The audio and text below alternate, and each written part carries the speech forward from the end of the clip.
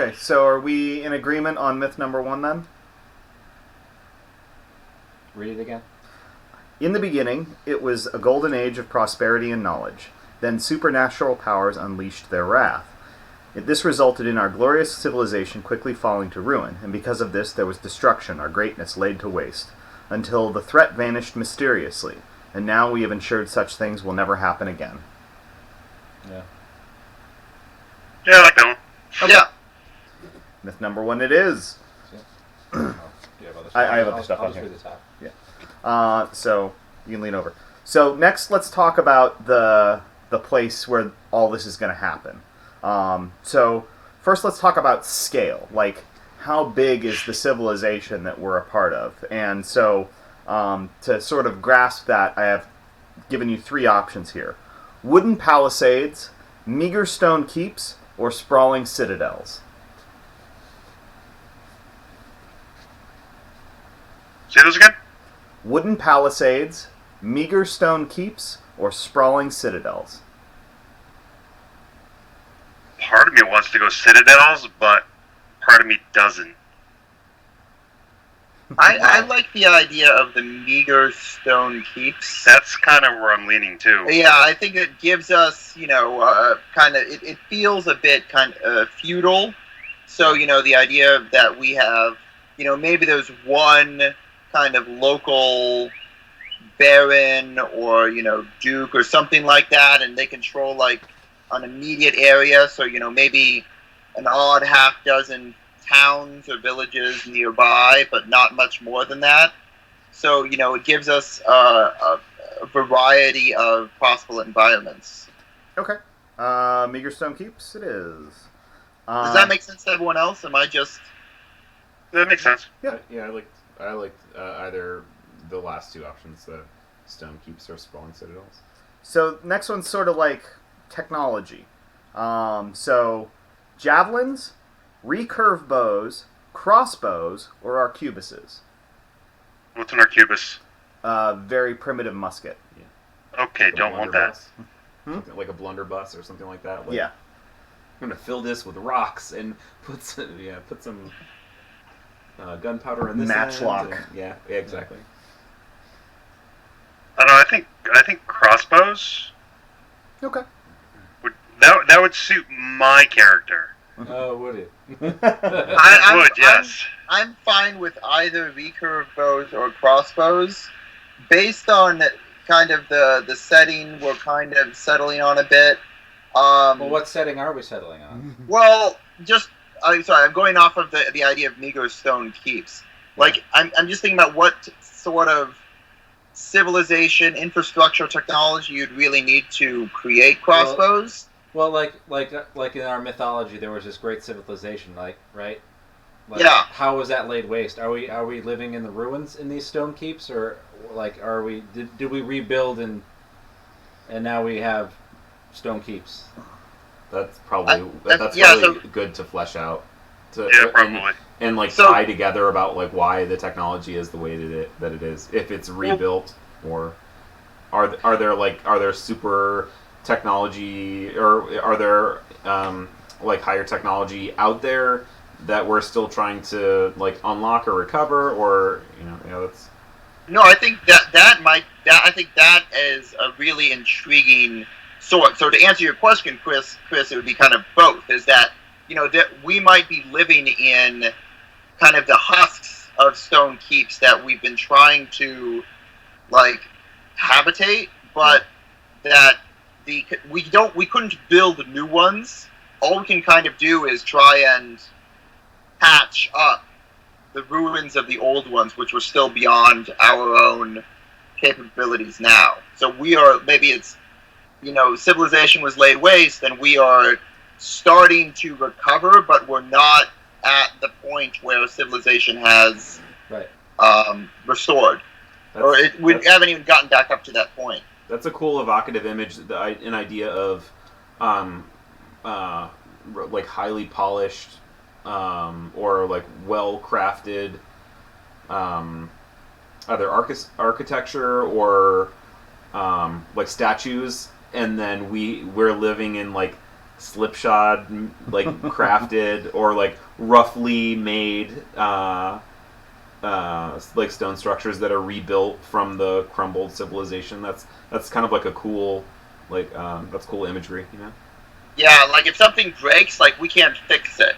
Or, if there's a hole blown in one of these, stone keeps, like the repair work is clearly shoddier than what was originally constructed. Okay, so we're painting an image of very much the Dark Ages, where you live amongst the wreckage of ancients, and they have no idea how they built these things, these wonders. That's great. Okay, so I'll put that somewhere in between recurve and crossbows. So maybe, crossbows exist, but they're super rare, and they're kind of a sign that you have, like, high status, or you're from, you have untold riches, things like that. The crown would be the one to have that. Right, yeah. That works. And maybe that's a way that they demonstrate their authority. Okay, so next question. Magic users. Are they celebrated and feared? Are they rare and mysterious? Or are they misunderstood and persecuted? Well, I like misunderstood and persecuted. I like 2 since I'm a magic user. So I am beloved, so I'm not exactly sure if harnessing the unspeakable power counts as magic or not. It depends on whether or not people see what you're getting up to. If you use it to change the world, then that is kind of magic. Mm. So I'm sorry, could you just read back the 3 options? Celebrated and feared, rare and mysterious, misunderstood and persecuted.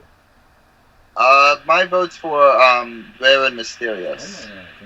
I think that was good just because it leaves it open in the world where it's like you don't necessarily know what it could be. Yeah. Like it could be something really great, or you could get somebody who just sucks at magic. Like I don't know. I think it just keeps it open where it's like if they're persecuted, then it changes the character completely. Well, like being a magic user, if I'm persecuted, it's going to change how I play the game completely. It makes me think, like tying it back into the myth, is magic somehow related to how people perceive that the big bad darkness disappeared or was conquered or sealed away, or are there magical like organizations or rituals or something involving magic that helps us prevent that from coming back and reoccurring? I feel like that might help us reach an answer. I mean, it sounds like people don't want it I don't wholly know. negative. I don't know why you couldn't have both. I want have people like under the impression that magic was the cause of the downfall or whatever, and then have people think that. Well, how about we like mix it up, and rather than going with one of those 2 pairs, we say misunderstood and rare. I like that. So not actively persecuted, but definitely not understood. So there's going to be some fear. And it certainly could. I think with that too, it certainly could lead to persecuted, depending how careless the person is with their magic and things like that. Yeah, that sounds good. All right, what resource is scarce? Oh, I like this one. I suppose we can't do water, can we? We've done that one before. Air makes it kind of challenging. We talk about technology. Maybe some sort of like building material, right? Some sort of whatever would go into masonry or so maybe it's just something as simple as wood, right? So maybe we're either on an island or we're in an area where forests or nearby lumber is rare, and that's how the authority kind of keeps hold of the populace. Is they have they have access, or they have a guarded forest or something like that. What about like along the same lines as like growing stuff, like plowable land or like farmable land? Like maybe it's land that's barren, scarce. Barren. And there's only certain sections that actually you can grow crops and what have you. So would we be like thinking like some sort of like either like mountainous terrain where there's only like certain plots of of arable land, or like arable land available, or are we talking just like somewhere where like our little cluster of whatever is like barren or rocky area, and there's only a few acres or whatever It of. could be blighted by magic too. If this was a negative, I like that. Like Ooh, yeah. if Yeah. there was this magical power that was sealed off, like there was only a little bit of land that was left unblemished by like this magical corruption that will allow So maybe Natural what's- radiation. yeah, exactly. So maybe it's safe land is what's scarce. Oh, that's interesting. So maybe it's. So it could be, essentially radiated, or maybe it's monsters, kind of something dangerous, but maybe it's not even known what. Yeah. Or it might not even be supernatural. It might be, barbarians. It might be people whose civilization ended up even worse off than ours, and now they're at the gates. Yeah. That sounds cool. So let's write down safe land for now, and we'll sort of figure out what that means as we go on.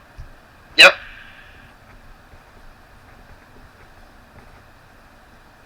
What is in abundance? Water. No. People. Yeah, I was thinking people as well. People. Okay. Yeah, so I think that would work, especially if we're sparse on land. Plans, Yeah. Like Yeah, that's. a It's very very cramped interesting. populace. So we're actually dealing with overpopulation Yeah. then right now. Life is cheap, and it's going to get spent wastefully. Fine by me. And that'll help grease the wheels.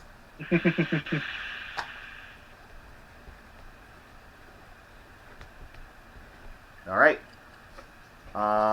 What's the name of the realm?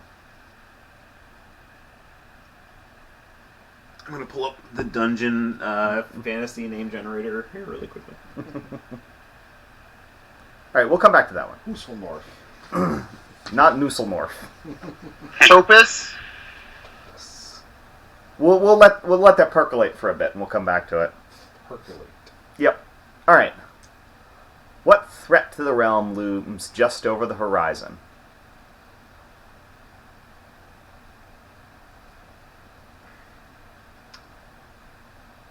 You can always tie it back to the myth that Well, we could tie it into that safe land thing. You know what I mean? Like whatever Maybe blight, it's- yeah, whatever go blight ahead, go or waste that is like we're unable to like enter, or whatever it is creeping towards us. The blighted Oh, lands. so like the amount of the amount of safe land has been like diminishing Yeah. recently. Yes. Well, whether that's because of magic, or because of barbarian hordes, or because of whatever. We don't know what it is yet, but it's getting closer. I know that. Yeah. The blight encroaches.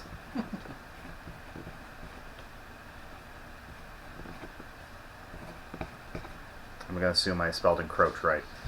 And we're not going to dwell on that. Okay, so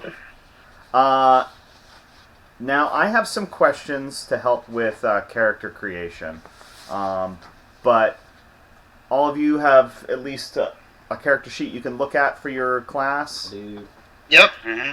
So go ahead and fill out the simple stuff, your stats, your name. I'd say don't decide on a look right now. Leave that for between the session. Just because when people make those choices off the cuff, sometimes they end up regretting them. I can't help but remember Dave's character's baby face and kind eyes as he led a murderous motorcycle gang. So you can sit on that. So yeah, start off with name, stats. If you've got choice of like items or something, go with that. Maybe think about which moves you want to select. And then I'll have some questions for each of you. Then we'll do relationships. relationship is like my favorite part of this process because Yeah. in on this that relationships makes the game feel a lot like Fiasco, because it's like you're creating this interweb of connectivity. Like, how do you know each other? Like, what are and in creating relationships, you're basically creating opportunities for drama or whatever intrigue to arise out of that. It's such a cool process. Yeah. I think it's pretty neat. Of omelets and eggs. Chris is really excited about that move. Which one is it? Of omelets and eggs. Oh, that's funny.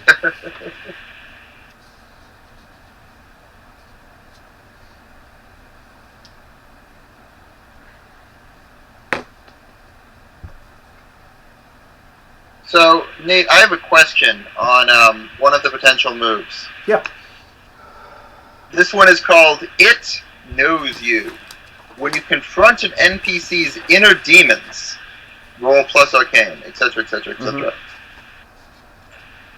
Yeah. How do I know when I'm confronting inner demons? Like, is that, and maybe this is something we have to figure out. Are inner demons just like something? Is that like essentially putting them on the proverbial therapist couch, or are we talking like everyone has some sort of inner demon inside of them, and I can choose to confront it?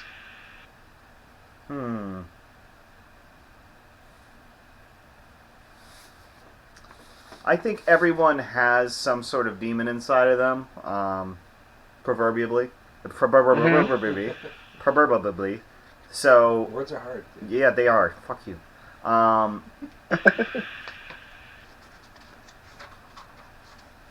think it's not, you walk up to some rando and, start talking to them and suddenly they're crying about their mother or something.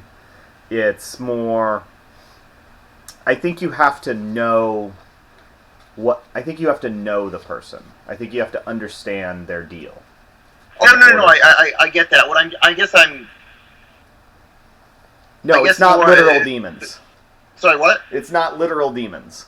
No. That I get. And I get the idea that I kind of have to know them in order to potentially use this. I guess it's just more like I can't like.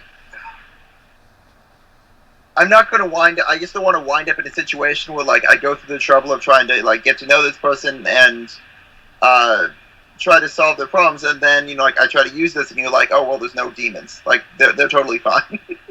No, you're gonna have the option to use it when you want to use it.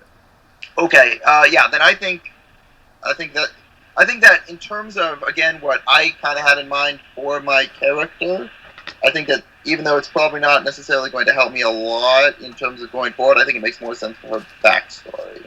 Okay. Which I sketched out very broadly, so it could apply to really any sort of situation. So I'm not worried about it not fitting in. Nate, what page is the move list on? You want the summary of it? Do you mean the basic ones or like your classes? The basic ones. The basic. So if you go in that PDF, that's not the main one. It's like 24 and 25 are the regular moves. Okay. So The SCUP all sheets final one. as far as my I don't have that one. I just have the Unspeakable Power one, which is the big one. Right. So I go through. I'm going to sort of go with what we've gone Mhm. through so far. Population is large. Yep. Want crowded. Your army is large instead of medium. Okay. And then I think between for work to go along with it, I'm either going to do add rating or add protection tribute to go along with like the religious aspect, whatever it is, aspect of we're keeping the blight at bay. Yeah. But I don't know how we're going to do that. I'll probably go with Just go with what your gut tells you.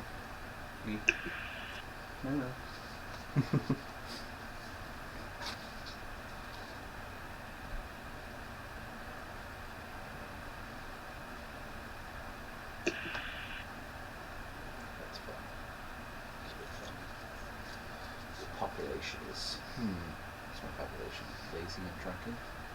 Filthy and unwell. Lazy and drunken.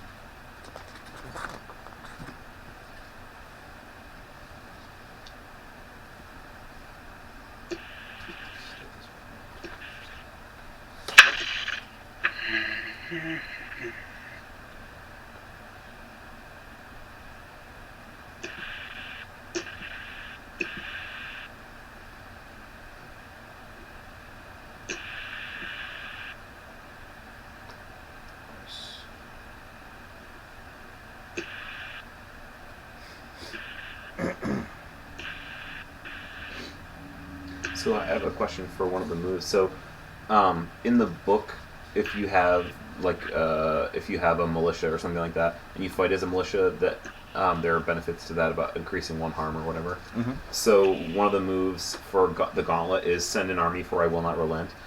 So for that one, that's Yeah. only going to apply when you're fighting against a militia. Okay. You don't count as a militia against a single opponent. Okay. That would be fun, though. Yeah. Right. Yeah, that would make it literally the most powerful move in the game.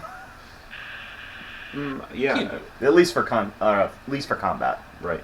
But again, that's why I was asking, because I was like the gauntlet and the spur are like the combat classes, so I didn't know. Yep.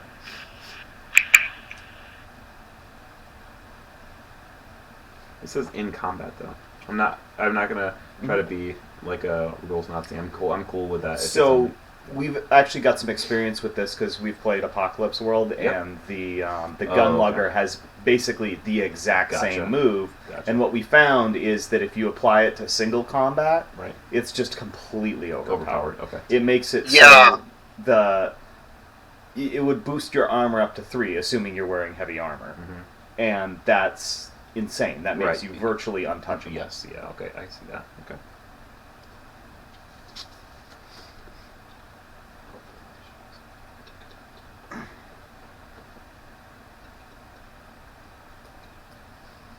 So, Chris, I've got some bad news for you. The camera's acting a little fucky, so they're not even going to see that.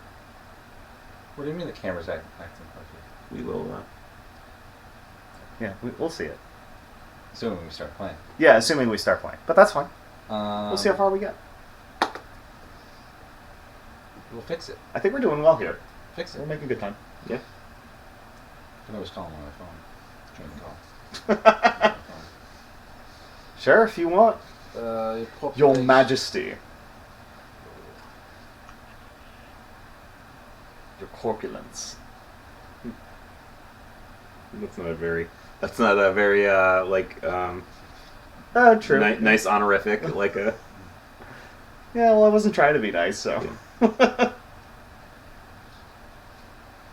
So, I'm getting to the calling. So the gauntlet has a signature weapon, but there's also like a calling card too, like how you know them. I was gonna have that be the same thing, and have the signature Yeah. weapon be the calling card. Sure. So for the signature, I think if that's the case, then that marks the weapon out as something that nobody else has. right.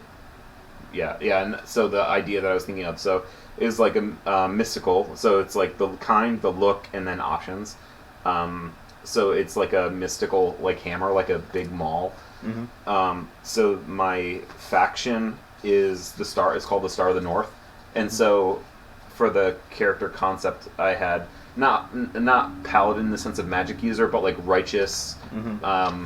heavy kind of. Yeah. And we can flesh out like what what are their tenets, or like what are they trying, what's their mission or whatever. Mm-hmm. But I wrote kind of like, or I have an idea in mind about a backstory, like this founding paragon of the Star of the North, and that's how the calling card is the hammer. So I was coming up with ideas for the name of the hammer, and I came up with 3. So I wanted to just throw some ideas out and see Okay.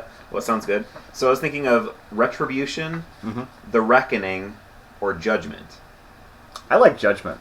Judgment. Okay, judgment. Yeah, I would go with that. Okay, thanks.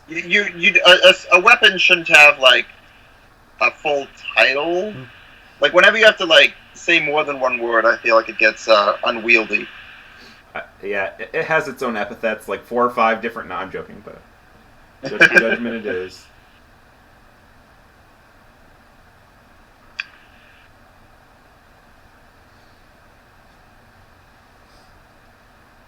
All right. So how's everybody doing? I'm in pretty good shape. I'm just figuring out my faction answers, but otherwise I'm set. Does anyone have just because this is slow, does anyone have the questions to the faction handy that they could read? I can do that. I've got it up. Okay. So you need to pick a kind of group. That was the outcast and... No. That's Okay. house, a royal family or assembly and their employees and advisors. Clan, an ethnic group or some other kind of demographic grouping. Right. Guild, Oh, you do. a professional group. Clique, a social group. Ring, a criminal organization or society of some kind. Order, a religious or educational community. What's the first one again? House, which is a royal family or assembly and their employees and advisors. Once. Hmm. I don't know what that purpose that would serve. It may do. Like, You could summarize. What was the second one? Clan, an ethnic group or some other kind of demographic grouping. I think I could do the first one. What was that called again? House. House. House. And let me know when you're ready for the next group. On.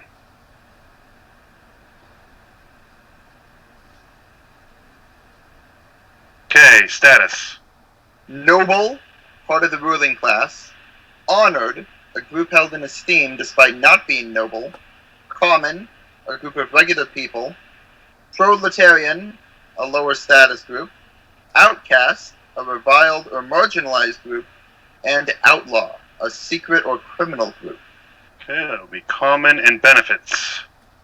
So you have to choose two. And if you're common, that could be skill, gossip, networks, numbers, strength, or inconspicuousness.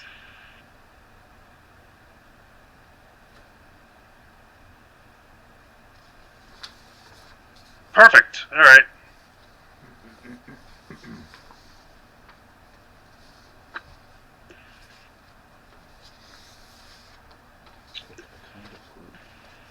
I'll be back in just a minute.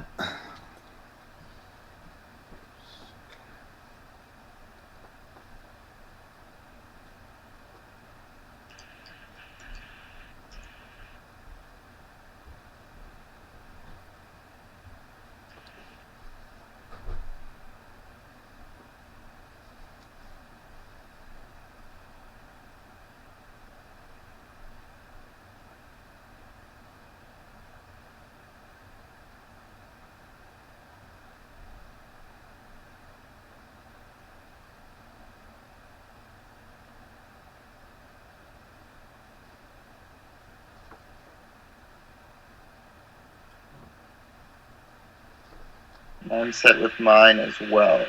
I believe I am too. I'm not sure I like the name, but based on my character, it's kind of fitting.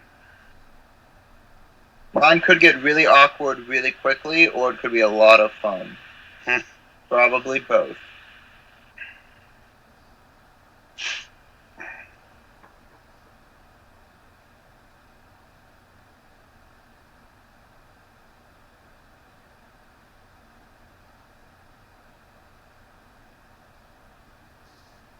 Matt, has Rachel updated Barnum?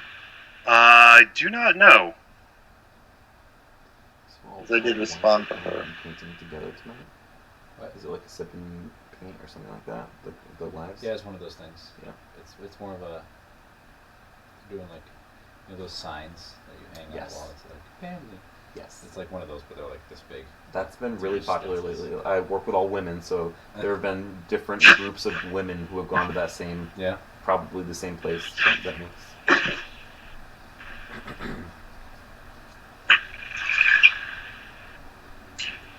Alright, yes. I am set, I believe.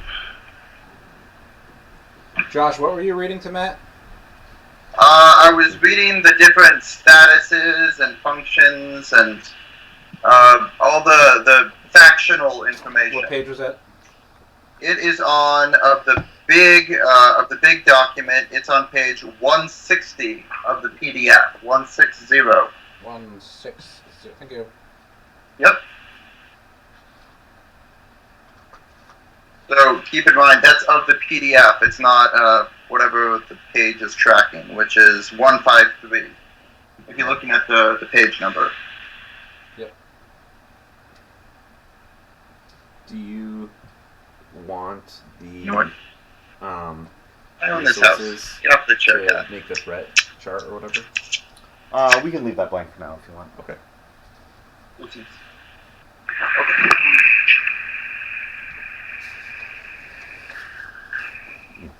So does everybody feel ready to start introducing their characters? I can. Yep. All right. Well, before you introduce your characters, for each of you in turn, I have a few questions for you. So who wants to go first? I'll go first. Okay. I don't have a name yet. What is its name? Describe its voice.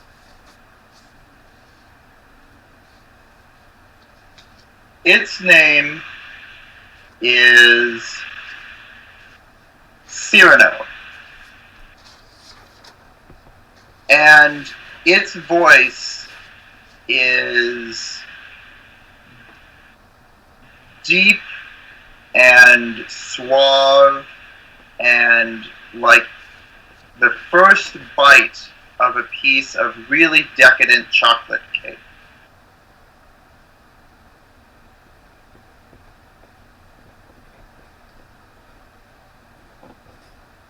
Do you love it, fear it, or both?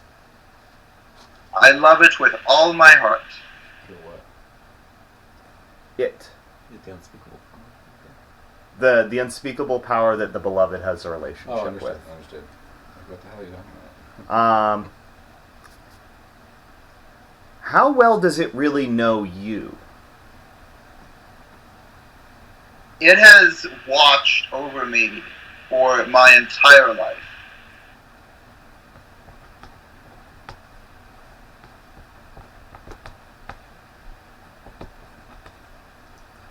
What's your faction's relationship with it?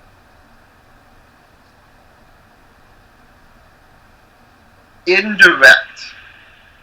So there are a few of us who have a direct relationship with it, but the rest of the order can only access it through those of us with that direct connection. Okay. So I guess I would say it's hierarchical. Okay. Go ahead and introduce your character. My character's name is Beatrix. The stats are +1 steady, -2 fierce, wily +1, sly +1, arcane +2. Okay. And I figured out my look when I was crafting this character, so I feel pretty confident Go for about it. what she's going to, act like and be like. So she's a woman. She wears white robes. Mm-hmm. She's a calm face and distant eyes. An athletic body for reasons that when we unlock more of her faction will become clearer. And a polite smile. Okay. Anything else you want to share before we move on? So, I guess how deeply do you want to kind of get into backstory here? Well, let's not spend a lot of time on that. Actually, tell me a little bit about your faction, not super Okay. detailed. So it's called the Order of the Holy Vessel. Mm-hmm. Its status is honored. The benefits are status and rumors.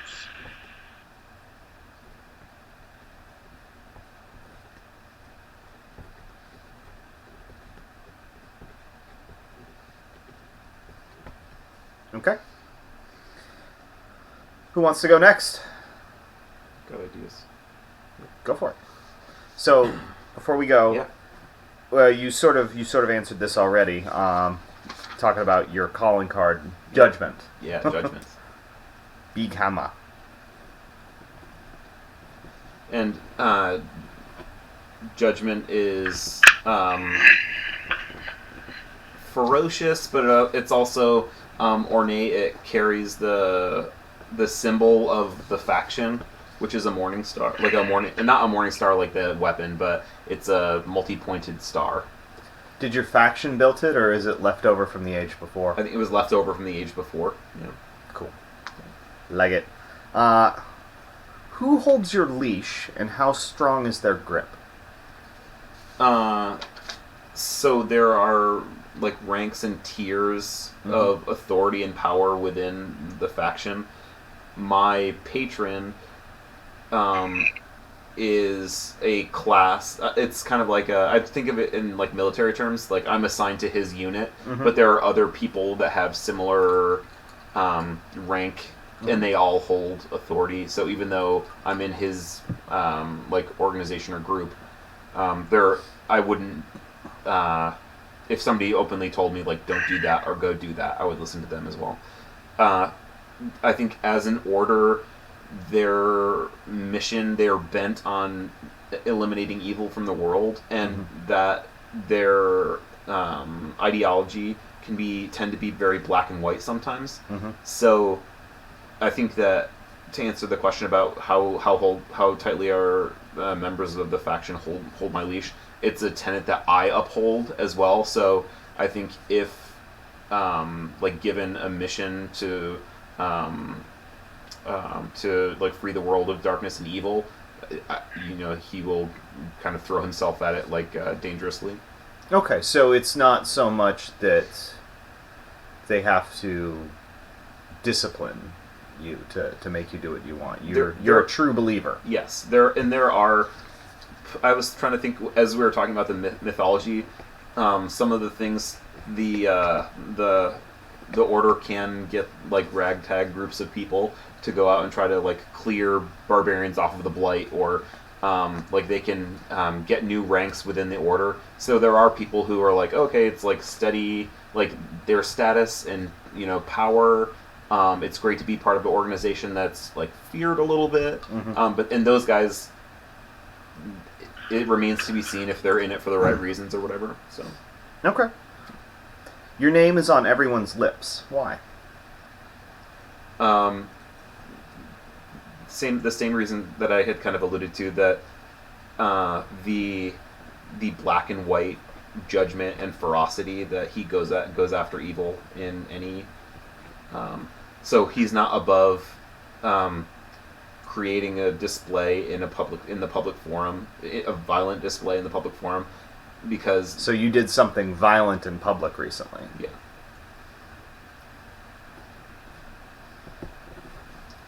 And that's to basically help people remain along the path of light and not. He's got the best intentions when he splattered a guy in front of his family. Exactly. Maybe not in front of his family. They're yeah.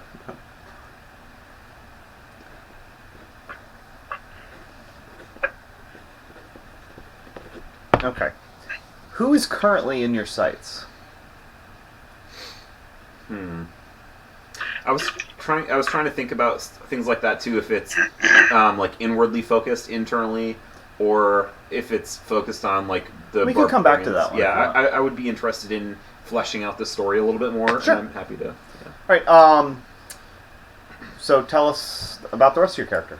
Yeah. So his name is Felix. And he has. Let's see. I came up with like a rank within the. So, the faction that he belongs to is called the Star of the North. It's not a noble faction. It's an honored faction.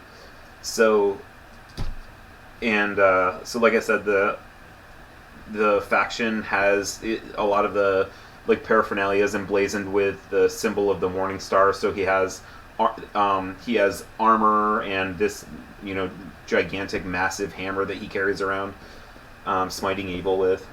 And trying to think. So his rank within the Star of the North is Executor. That's borrowing it from StarCraft and law, I guess, legal terms. But so he's Executor Felix, and he so his like power and authority isn't derived just from his prowess in combat, but also by his station, by the renown and his station of the order, that they're feared, but they also know that they're aligned to banish evil. But I think that sometimes what the order sees as evil it may not be universally agreed upon. Okay. Yeah. All right. Who's up next? I'll go. Okay. All right, So you're the Hex. What's the source of your power? The source of my power is actually, it's actually something that happened to. It's not a family thing. It's something happened to him when he was a kid. He was actually struck by lightning, and he has a very strange scar down his back. People can't see it because of what he wears, but he has a very strange scar, and it was one of those weird things that when he woke up, he had no idea where he was. No one was around him, and he thought everything was normal. And then just as he started getting a bit older, I mean, he's young now. He's probably like, I don't know, 16, 17. This happened when he was maybe 6. And as he's gotten a bit older, he's just seen like weird little things happening, and he was very curious. So he just starts trying random things, and over the years, he starts to realize what he can do. Okay. When people seek you out for your abilities, what do they ask of you? It's not what they ask, it's how they ask it. They're usually asking for me to fix problems, but the problems they usually ask me to fix, they ask in a very inconspicuous way, because my character is very secretive about how he goes around doing stuff and how he gets his information. If that makes sense. So they want to treat you like a tradesman, and you think you're something different than that, and something. Yeah. You wanna...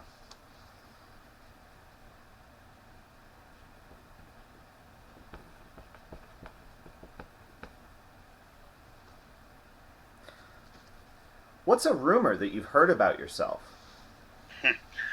A rumor that I've heard about myself is that I'm a very sick and disgusting young man.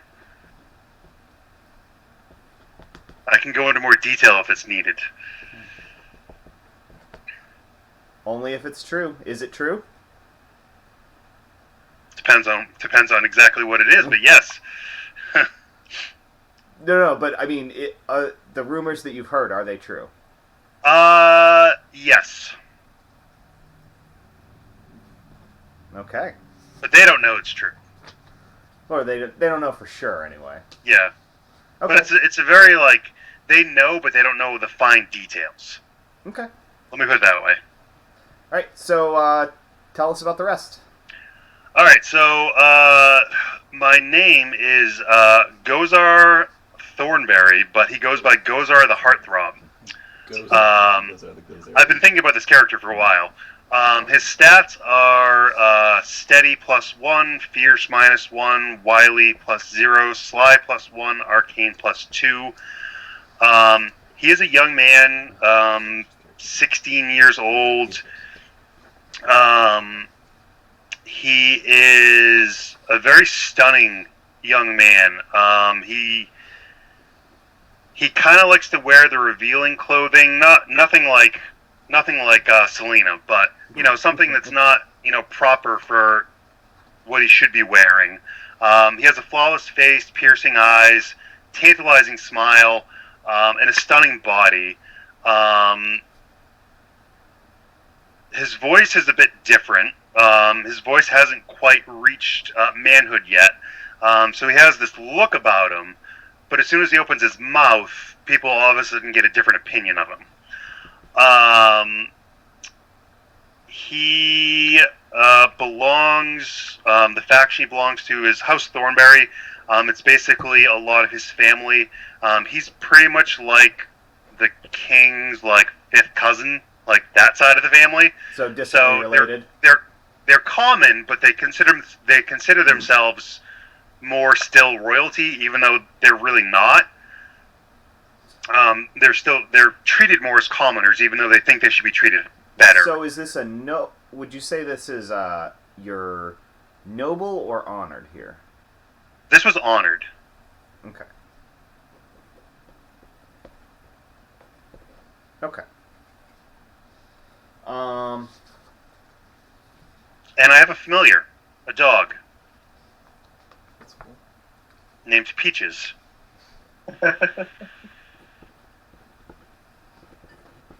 Who's a very friendly wolf-type dog that people love. So big dog. Yeah, not as big as a dire wolf, but big.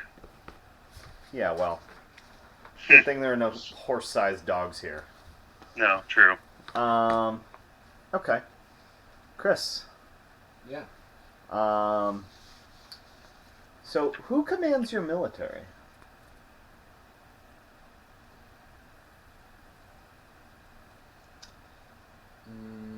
We can come back to that one. No, who's your boss? Aaron Folsey, arbitrator Aaron Folsey. Is it time? Can we start connecting things, or you know what I mean? How does that work? Can we do Let's that? come back to this one then. Okay, yeah. Who do you secretly fear and why? Magic users. Magic users. Okay. What was that question? Who does he fear and... Who does he secretly fear and why? Okay. Just because they're an unknown, or Because they're evil spawn that should be destroyed. evil spawn? Okay, cool. What is the threat to your rule from outside your domain? Sorry, Carrie texted me. Up to you. What was the question? What is the threat to your rule from outside the domain? Anything that requires sustained focus and attention. Carrie texted me. It's not my fault. From outside the domain. Yeah. Mm, What worries you the most? losing power. I mean, from outside your domain. Right, from other Oh, so another entity coming other in entities coming in and laying waste. and... Okay. Oh, so somebody coming in and destroying your realm. Mm-hmm. And taking what we have, yeah.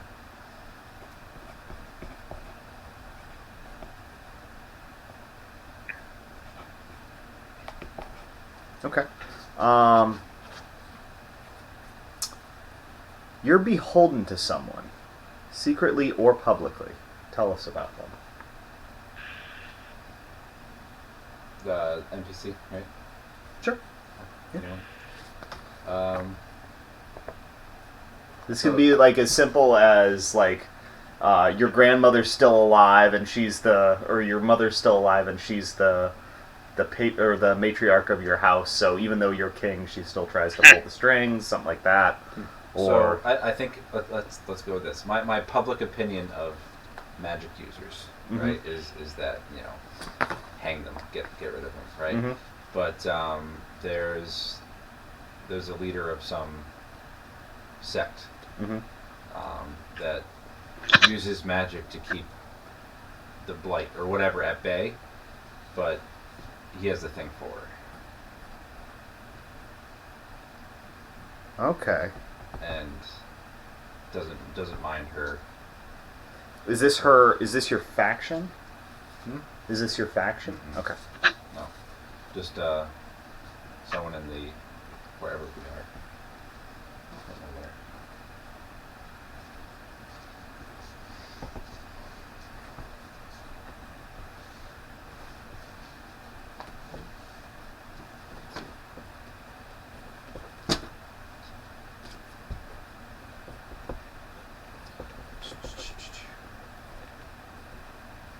The realm of Olestra. Do you guys remember the Olestra trip? Oh my god. Yeah, let's not go with that.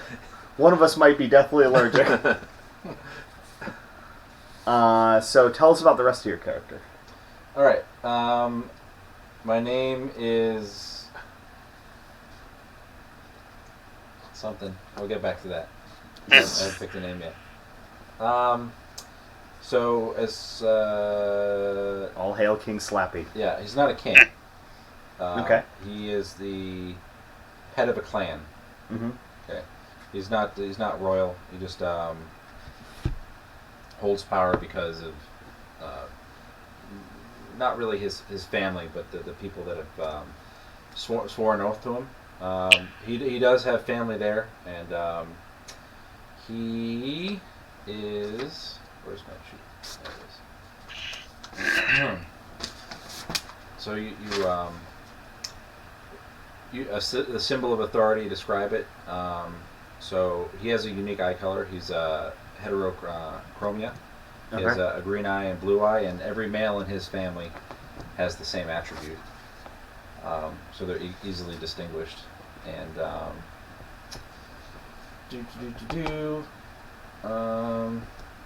what else? What else do I know? He is, as far as the faction go, obviously it's the clan. As far as social status, it's honored. Everybody has honored then. All four of us. So we have no noble houses. No, all honored. Interesting. He went with. We're not all honored. I thought Matt's character was common. No, I ended up switching to honored. Oh, okay, because that's a different set of skills then. I know, I gotta repick the skills. Okay. You could say he has a certain set of skills. And so power and rumors is what I went with for. Okay. But yeah, what else do you want to know besides my name? So it's a clan. What's the name of the clan? I haven't chosen a name yet. You gotta pick a name. Um. What's your title at least? If you're not king. What do they call him? Baron, Duke, Earl, Laird. Laird. There you go. He's Scottish. Yeah. And so how did you come to rule? Was it hereditary or? It was hereditary, but it shouldn't have been me. But I made it be me. Okay, so you messed with some stuff. Yes. Yeah. Maybe sabotage your older brother or something like that. Yeah. You're a real nice guy. Yeah. All right, so Laird, you figured out a name yet? Larry. Laird. Lenigan the Laird. No. Give me like 2 minutes. Go. Do you want to talk about the realm name? Yeah, let's do that. Yeah, sure. So I Dungeon, the online random name generator, graciously provided us with some very good choices. They don't have. I mean, I'm not going to be heavy-handed about it, but these are some things that kind of stood out. None of them are fantasy names like Olestra or anything like that. They're all real words. So the Second Expanse, I was thinking about that because it's the fall of the Golden Era, the Golden Empire, and this is our attempt to reclaim it. So there was the Second Expanse, the Sanguine Province. I thought that was kind of nice. Ebon World, and then the Wild Reach. Those were 4. We can go if those all suck. We can pick something else too. So. I like the idea of the reach. It was settling there was a reach for whatever civilization we're descended from. Before the Blight started closing in, people settled there, and then the Blight closed in and sort of pushed people further and further in towards a small area. Which is also an interesting, evocative image, thinking about the overpopulation, how everybody fled to the city, and they're getting pinched pretty much by the Blight. Yeah, I agree with that for the same Yeah, I reason. like that.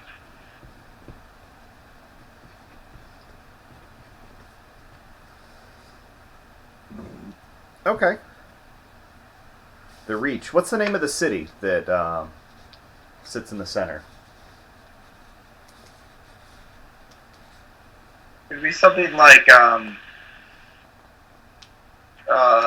just frontier, or something to know like that this was kind of the last stop, or like the furthest expanse of like whatever civilization pushed this far, and like this is kind of or maybe like terminus, like the end point. I was thinking a play on words of crestfallen, of fall crest. Fall crest. I Not like it. bad. I like that. Yeah, it's good.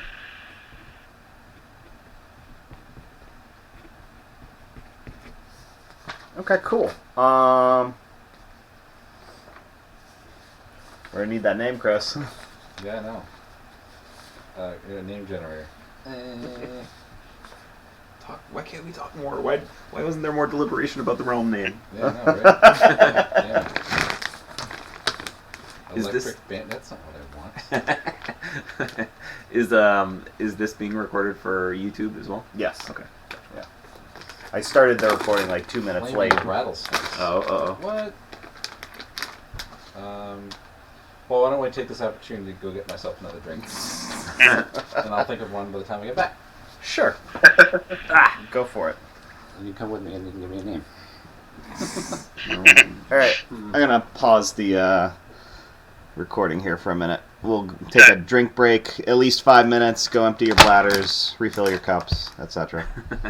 Not with the same action. Yeah, not at the same time. All right. You think me useful and powerful. So, along the similar lines of the whole magic thing, that you actually don't necessarily, even though you hate magic, you don't necessarily hate it enough to want to murder me. You actually find me useful and powerful. Josh, what's your character's name again? I forgot. Beatrix. What was Beatrix. So can you read that little sentence again? You think me useful and powerful. Okay. Beatrix, you want something from me, and I'll let you determine what that is. I am a hex, so it could be somebody in your life that maybe has bothered you, that you wish harm on, or a curse on, or maybe a loved one, like someone you love who's with someone else that you want cursed. So I'm struggling because that's not exactly. So can you give me a is it kind of all kind of negative, or like? No, it could be positive. It could be anything you want. Okay. I think what I would want is the ability or the or some sort of like immediate environment around where I am and like where I've kind of set myself up. So okay, so maybe it's just something as simple as like what I want is, and maybe this is kind of something that okay, so let me back up. I have this little plot of like land near my church, and what I want from you is the ability to grow like herbs and plants that have like specific like mild let's call them behavioral altering substances within them. Ah, okay. Let me write behavioral substances down here.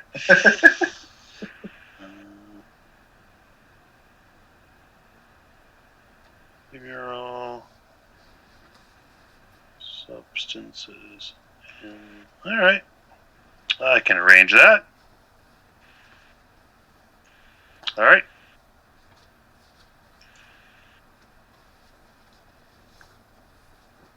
That is it for me. I've got a couple. So, Don't Matt, you have to pick two people in that? Oh, I no, you did. already got, yeah. No, Yeah. right, okay, sorry. Matt, I was thinking you and I, for a relationship between you and me. You've seen me follow through on a well-deserved threat. Like maybe from a vantage point in your your area, your building, your safehold, or you were in the street when it happened, and that's when I got this guy to admit to the evil that he had done. And I ended him with a sickening crunch of judgment. Okay. And I saw that. Yeah. Okay. Are you okay with that? Yeah, I'm good with that. Okay. And then I was thinking, you and I already have something, Josh. Already have kind of like some connection between our characters. So I was thinking of something with Chris. I did write by you when I didn't have to. And I was thinking about, I wanted your help a little bit to kind of build up, or build out why that is, or what that could have been. It could have been, how about pursuing a magic user. That how old is your character? Like older, like 35 or something like that. Like older. Okay.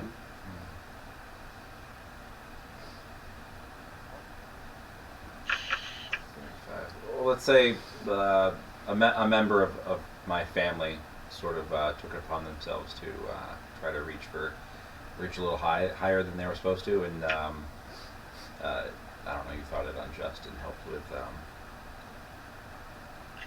correcting their the behavior. situation. Yeah. Gotcha. Okay.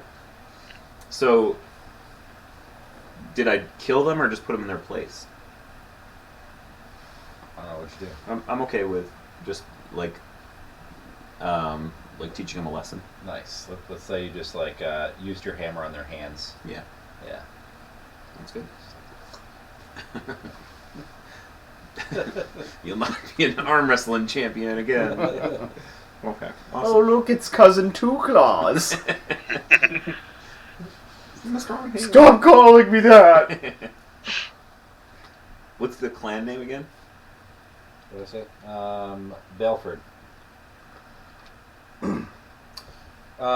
Matt, what was your house name? House Thornberry.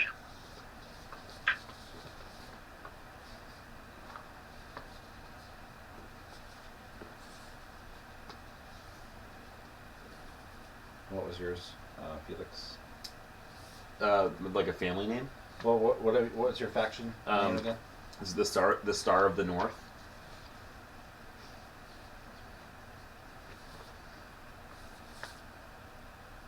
This sounds cultish. Sure. All right.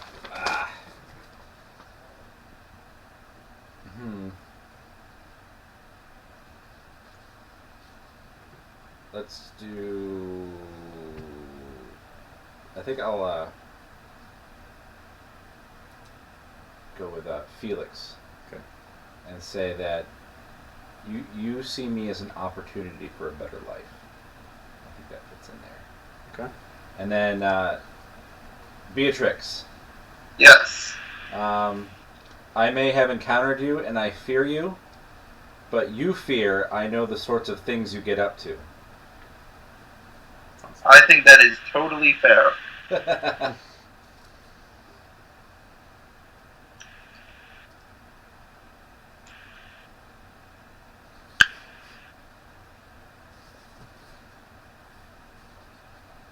Okay.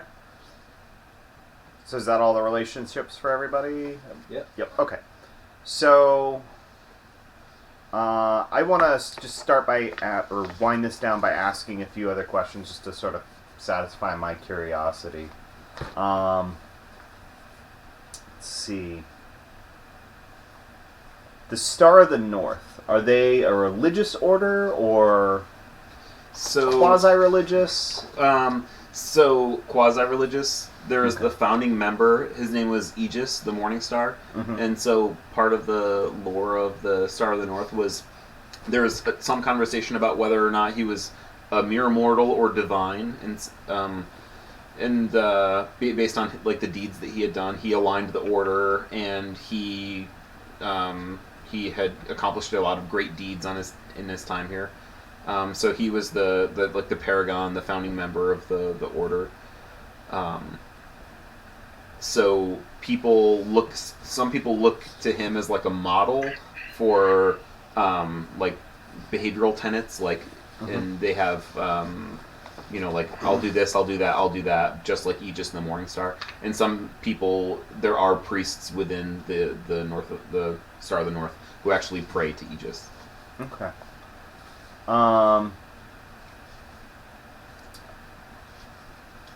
Tell me about the Order of the Holy Vessel. What's your elevator pitch for the Order of the Holy Vessel? The Order of the Holy Vessel uses they're halfway between an austere religious order and a brothel cult. So they essentially use sex as a way to expose and spread the word of it. And by doing so, by opening up others to it and opening up themselves to others, quite literally, they learn a lot, because kind of in the moment of religious ecstasy or transformation, people will tell them, the priestesses, about what they are, what their past life was like before they saw the light of it, and that grants the order a lot of. Do they refer to it as it, or do they refer to it by name? Oh, they refer to it as it kind of publicly and for the unconverted, but part of the conversion process, like when you really open yourself up to it, they will then reveal his true name. Okay. So, austere sex cult. Got it. Sex cult, yep. And they kind of, because they learn, secrets as part of their brotheling, they amass kind of a huge host of rumors. And it grants them either as defense, allowing them to operate, or offense to tip power, as it were. Yeah. Sweet. So, when you encounter someone, and you're working and you're doing your thing, right? Does that involve magic to uncover these rumors and make them see the light, or is it? Well, I mean, one of the or are these willing participants?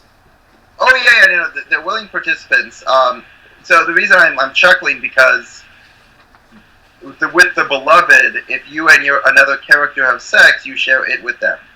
Hold one, you may spend any time to have them spread knowledge, fear, or worship their choice of it. Gotcha. So, kind of just working that in, or when I confront their inner demons, which is why I took the move that I did. Yeah. After that kind of process is complete, that's when we kind of decide if they've really kind of seen the light, or if it's just, or if it's just moonlighting for brothel purposes in order to keep the church running. Gotcha. Okay. Let's see. I don't think we discussed starting honor yet. Torrens the Crown, he automatically starts with 2 honor. Felix sounds like a pretty prominent figure locally, so I think he counts for having 2 honor. Beatrix, are you the leader of the Order of the Holy Vessel in Fallcrest? In Fallcrest, I am, basically because I did not take the move that allows me to have followers. Mm-hmm. So, and what I kind of was trying to set up with Torin was that I'm essentially a missionary to Fallcrest, and I was able to cross into Fallcrest when no one else would. So I'm like the vanguard. I'm the first one here. Okay. So what you're describing with the way the order works, that really hasn't been put into practice so much yet. No. Right. Yeah. So it's among the other elements of the order, which I'm not in direct contact with at this point. It's known, like it's been known for a while, but there hasn't been a presence here since the blight kind of closed off the last vestiges of contact. Okay. So it's honored in that it's known, that the church is known, it's the order's reputation is there, but I'm like the first direct contact that people have seen in years or however long it's been. So you're still kind of slumming it, really. Yeah, so my thought was when I established the So can I ask how, we've encountered each other, right? And I fear you, and you're right, and I fear it. Mm-hmm. What was that encounter? So my thought on this, and feel free to help build out, is that like I crossed the wild, untamed, dangerous lands, and I did so when no one else like has been able to for a long period of time. You send out exploring parties and none of them come back. Mm-hmm. And so when someone appears at the gates, it's a big deal, and so your guards kind of ushered me in and brought me kind of to you, and you were wondering how the hell did you do that? What's going on? Sure. And I demonstrated kind of the power of it to you. How? And How? well, I was actually thinking about kind of doing it through this move that I took about confronting your inner demons. So as a way to know something about you that no one else could have possibly known. Okay. And, either because I helped you in that or because you feared the power that I demonstrated, you granted me, like, this kind of small, like, husk of what was a church and a little courtyard to begin my my local version of the order here. Okay. Makes sense. Fine. Cool.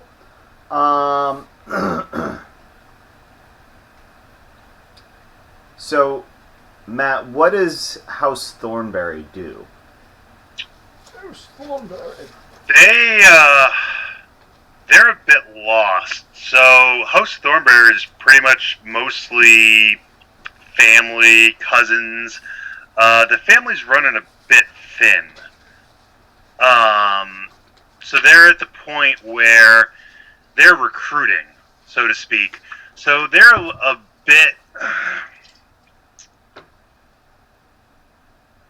bit disheveled at the moment of what they're actually supposed to do.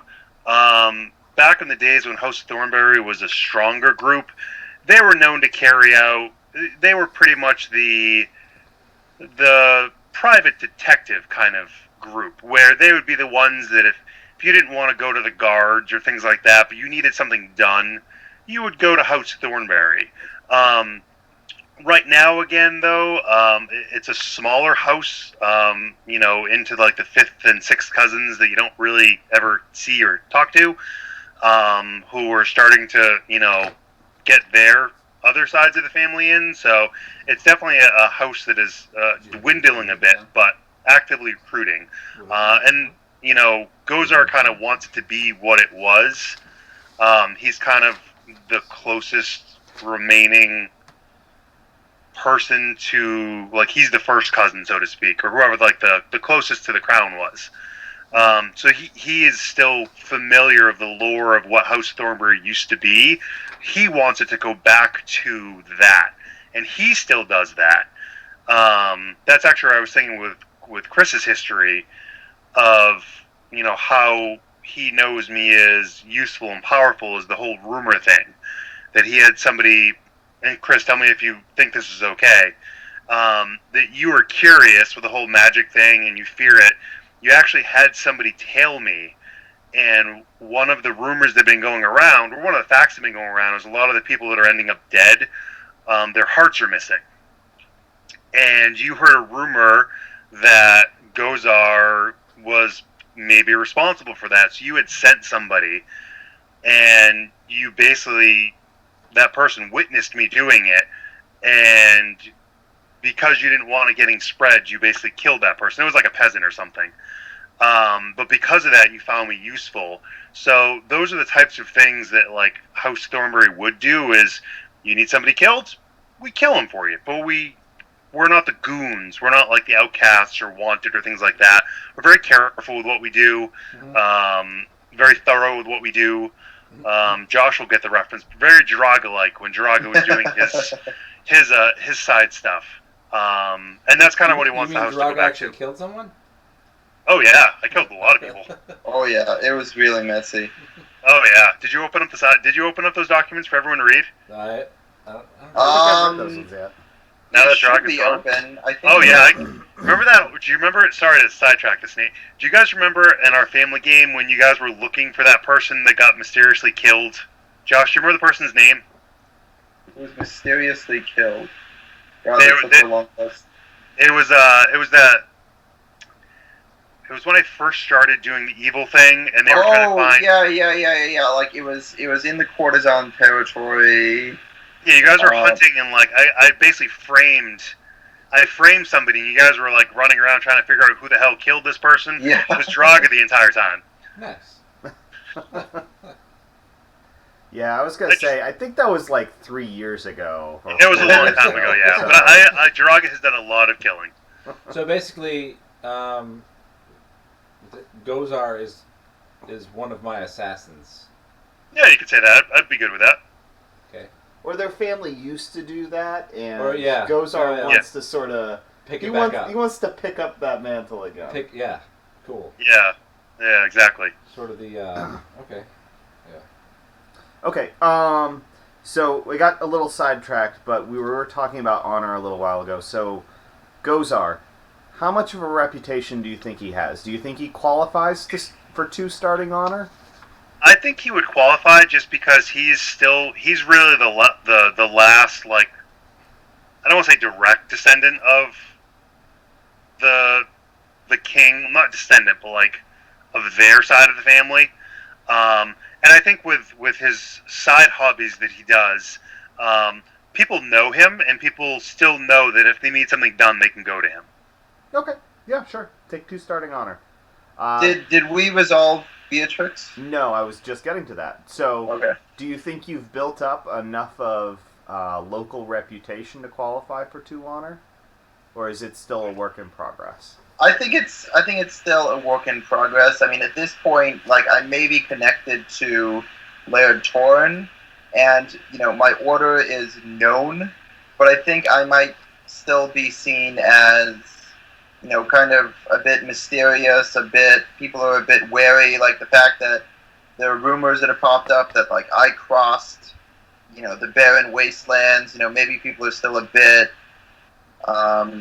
I'm gonna say suspicious, but they're not super eager to like see me. So I don't know if I don't think that would necessarily qualify. Okay, yeah, just go with 1 starting honor. And that stuff's easy come, easy go, so no big deal. Alright. Is there anything we've missed? Advancement. Entanglements. Oh, is that just That's at the an start of MC the at the start of the session. Yeah. Yeah. Appearance and benefits, maybe. Some of us talked about benefits.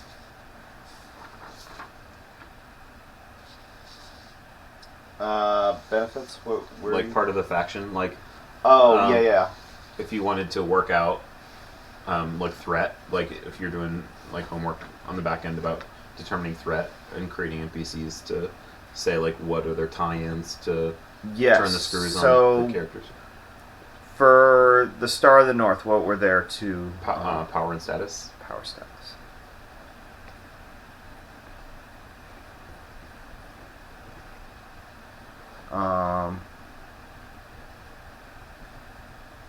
House Baleford is Power a and clan. rumors.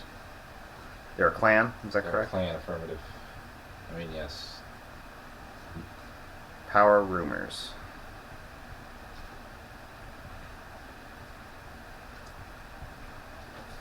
I got status and rumors for the Order of the Holy Vessel. Is that correct? Yeah, but at the same time, like, I kind of going back and forth because I'm still unsure if the beloved powers are magic or if they're kind of divine or if it's the same thing. Because I always feel like, well, I guess the point was that only a few of us have that direct connection to it. Yeah. So it's not like the whole order has magic. Yeah. Yeah. I'm sorry, say that again, Josh? So maybe I'm half talking to myself. I think status and rumors I think it's fine. Okay. Because the whole faction does not have magic is kind of the point Yeah. that I was making. Okay. And House Thornberry, what are your two strengths there? Rumors and knowledge. Rumor, knowledge. It almost We're a sounds gossipy like group. like a Black Hood organization, kind of like spy network. Yeah. Yeah. Like if he wasn't struck by lightning and magic, he'd be a Black Hood. Yeah, exactly. All right. So if we don't have anything else to do for character creation, Anytime. I'd like to take a 5-minute break so I can come up with a quick plan for initial scenes, and we'll do like one initial scene per person, and then we'll see where we are. But we'll probably have to wrap up at that point. Did you want to Sounds do good. highlighting stats and entanglements and stuff? Oh yeah. next? So one Or thing I next want to round? do is I'm not gonna do entanglements for this one, but stat highlights. I hated that in Apocalypse World, so we're not doing that here. Okay. Instead, you'll take you'll gain a advancement point when you fail a roll. Excellent. So My favorite. more like mods for the week. Yep. Yes, I think Gotcha. getting that on failing a roll is much better. Yeah, I like still that better, too. too. I'm good with that. Let's just hope we're not. Yeah, so cursed a with max nothing of but 2 big per successes. session. Okay. Well, it could always be like my Monster of the Week game, and we'll level up real quick. All right, so we're taking 5. Yep, take 5. Old. Yeah. It's 60s. Let's go 50 something. 57. 57. Oh, he's old. Yeah, yeah. Oh yeah, because you bought the wig. When I saw that, I thought that your character was going to be the Hex for some reason. I was like, it's like perfect. Well, it's got a separate beard section. No, I have a beard, Oh wow. but It's a little hot. it's warm out. Well, for you wouldn't want to have purchased it. This was the cheapest one on Amazon. Okay. Yeah. Huh? We need a picture of that, Chris, since we can't see it on the screen. I know. I'll just Skype you on my phone. You just send us a picture. Well, Nathan can take a picture.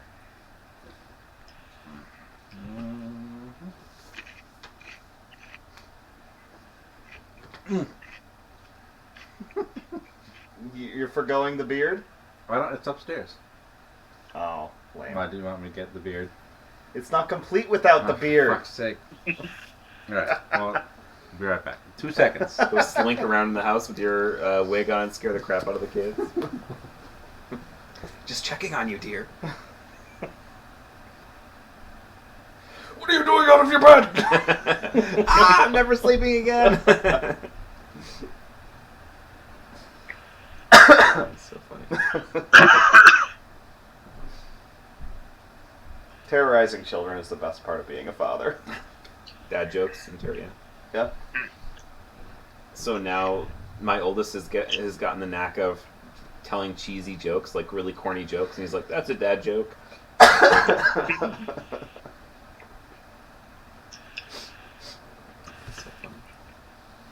So Matt, you got 3. Are we recording? We are. Okay. I'll chat later about I'm family. gonna cut it all. Oh, okay. Yeah. Matt, you have 3. Is it two daughters and a son? 2 sons and a daughter. 2 sons and a daughter. Oh, okay. I'm trying to remember from the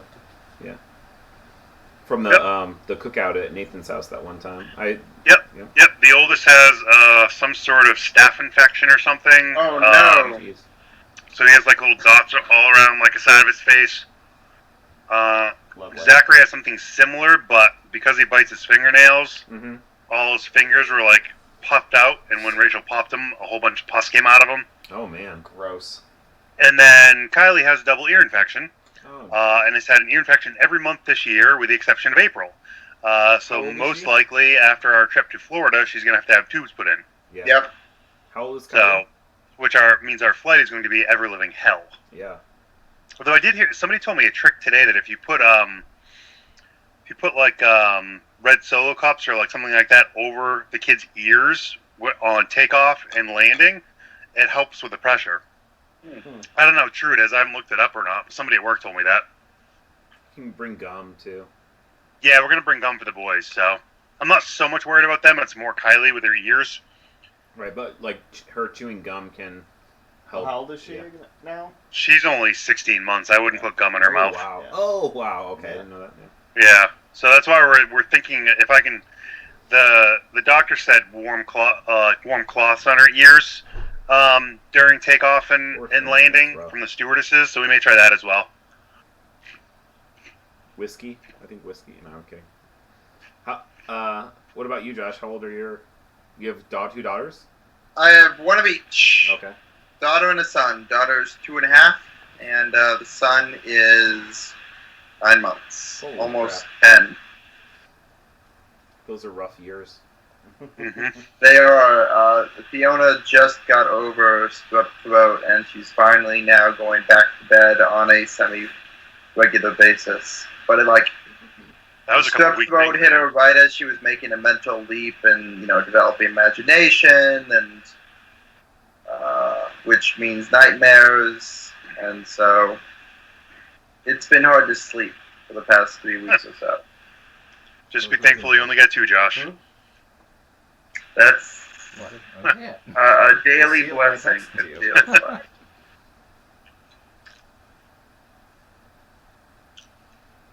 Very nice. That looks awesome.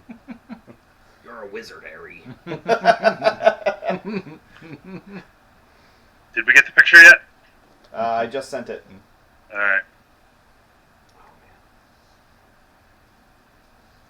So, That's Uh, exactly.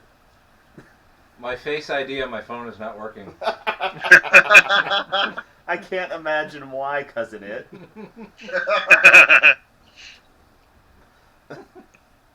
That's funny. All right, so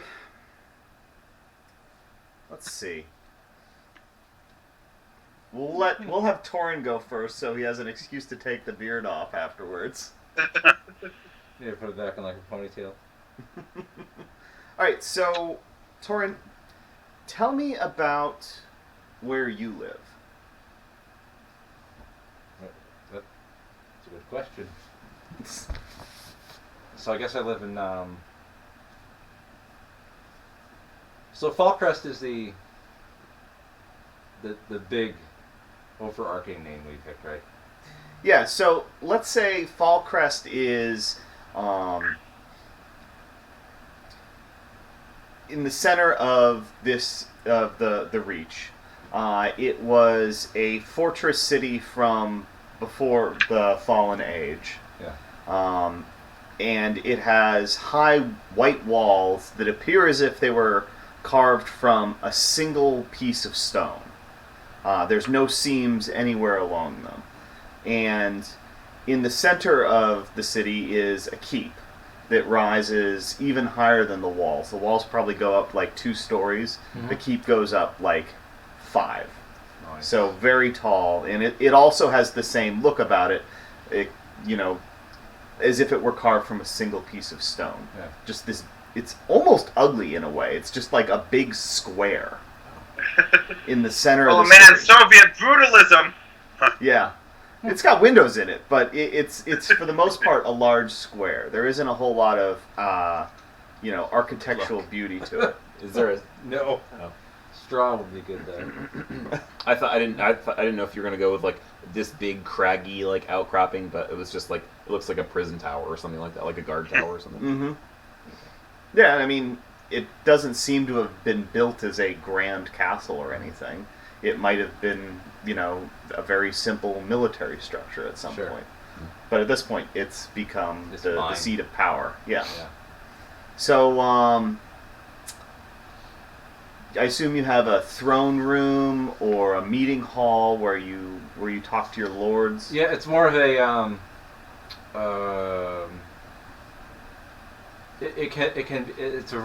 it's a variety of things. It can be used for, feasts. It can be used for meetings. It can be used for ceremonies.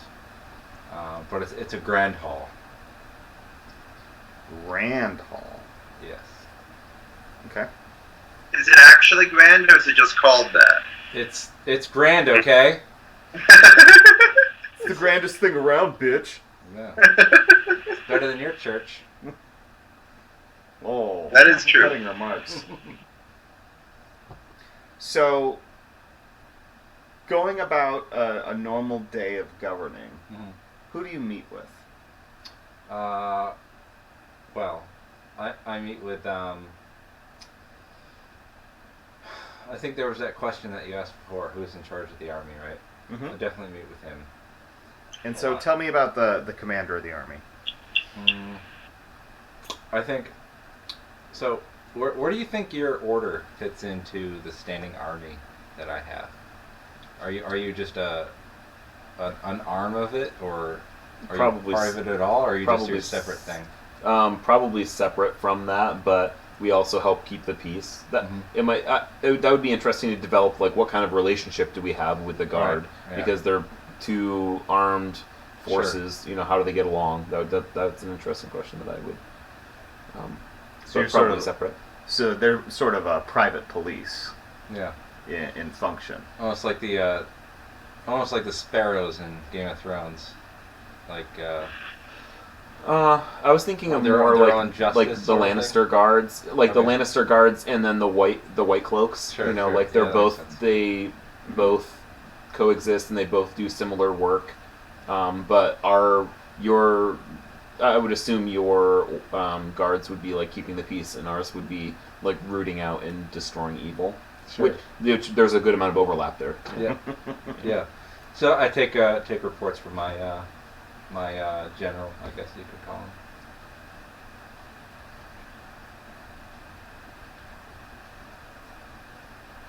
It's fantastic. You should wear that all the time. I should. Does he have a name, or am I picking his name? He does have a name. His name is Angus. Angus. General Angus. So is he someone who's gained the position by merit, or is he like your second cousin or something? No, it's by merit, definitely. Yes. No, I try to keep my family as far away from the workings of the clan workings as possible. Mm-hmm. You don't want them to actually learn anything about the realm that could use to threaten you. Exactly. I keep them distracted. Which is why I allowed you to set up your brothel. Just the idea, the evocative image of an austere sex cult who's slumming it. It made me think of the. I was like,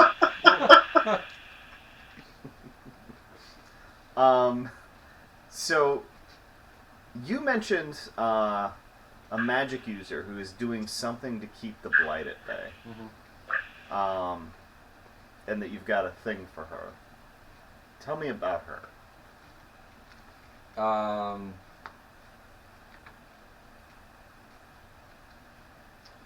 Well, she is the most beautiful woman he's ever seen. Okay. And yeah, if it weren't for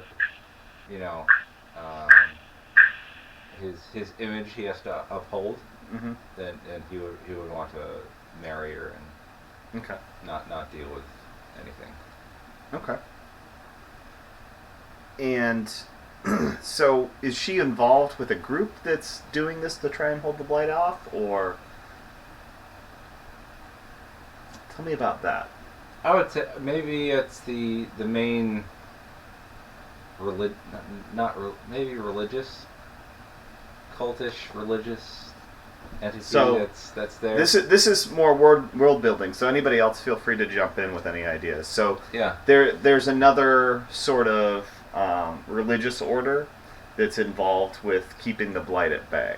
Mm-hmm. Is part of the the Star religious Wars? orders like magical abilities known, or are they secret?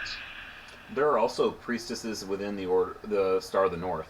She Yeah. could have affiliations with them, yeah. and so we didn't. That would prevent us from having Like numerous another Yeah. religious faction. Yeah, we that can was do that. We'll say she's like the head priestess in the in your faction. Okay, I'm coming up with a rank and a title for her. Excellent. All right, let's call her. And that actually makes sense because it kind of ties your rule to the the Order of the North. Star of the North. Star of the North, thank you. So like you have this connection that is both military and religious as a way to kind of, maybe that's kind of how you came to power, right? Is that you discovered their ability to hold off the blight, and like you kind of made a deal with them that, you know, if they helped you help you get to power, then like you would help them like become part of the military and empower them to hold off the blight. Yeah. Does that make sense? And that's all underhanded because I think the general populace, or at least the court he holds, is very distrusting of magic users and that whole thing, because the sort of lore they grew up with was that magic caused the downfall of civilization. Right. So as far as anyone Switch else that is off concerned, like No way. you're just using the Star of the North for their military power, but you really have this secret alliance with them that helps use magic to stave off the blight. Yeah. Yep. Okay. So let's give her a name. Antonia. Does that work? Antonio works.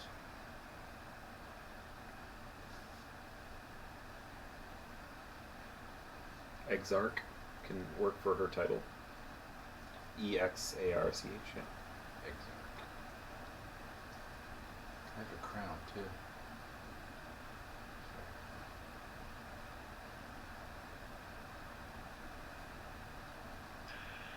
You can spell priestess. Doesn't matter. Fuck you. Anyway, so.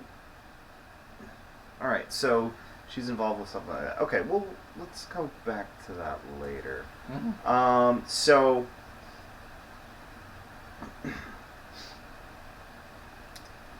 What does your family get up to when you're not keeping an eye on them? Whatever I tell them to. Really? Well, what? So my family. Let's say that. So I have no parents. You know, I'm older, right? So,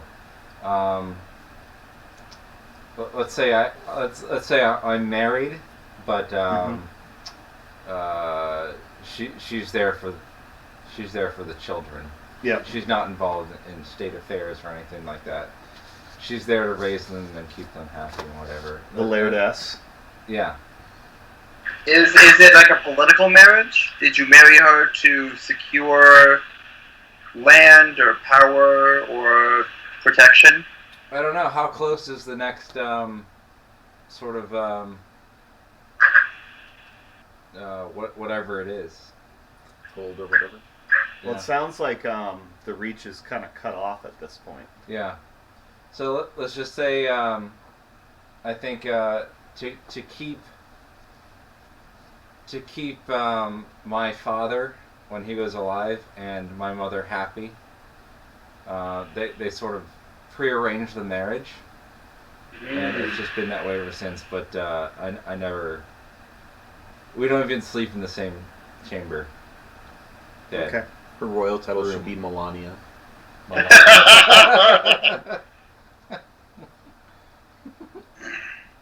So what's your wife's name? Gertrude. Gertrude. Gertrude. Yeah. She's very large. Huge tracts of land. Nice. High five!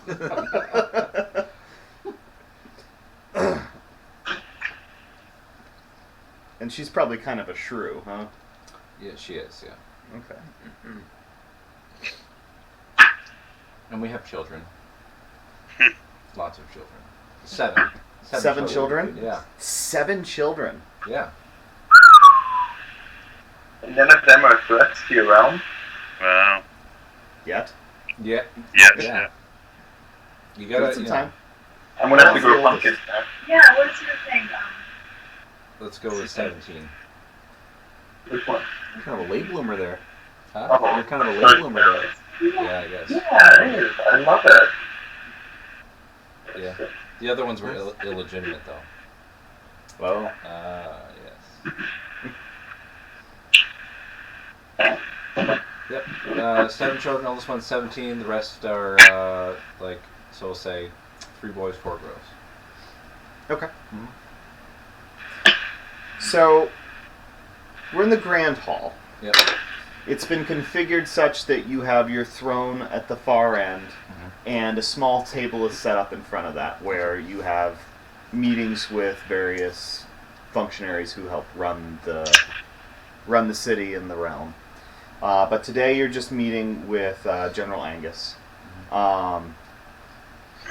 He's reported that that scouts continue to check on the progress of the Blight, and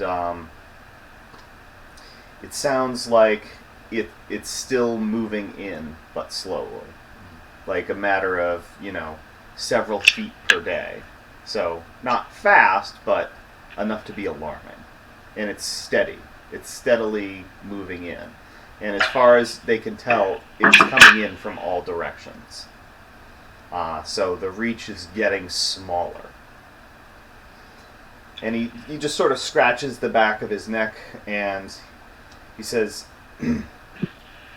Laird, the problem is that if this keeps happening, and everybody knows that it's happening, everybody at the outskirts of the reach, they're going to have to start moving in, and we're already seeing refugees coming into the city. We're almost at capacity already, and we haven't even begun to, get to the major farmsteads and outlying towns. Just this week I heard that, a guard station on the outskirts of the city intercepted a caravan of 50 people. And we don't even know where to put them. The guards tried to turn them away, but all they did was set up camp outside the guardhouse. What should we do about these refugees? That's a very good question. It is, Laird.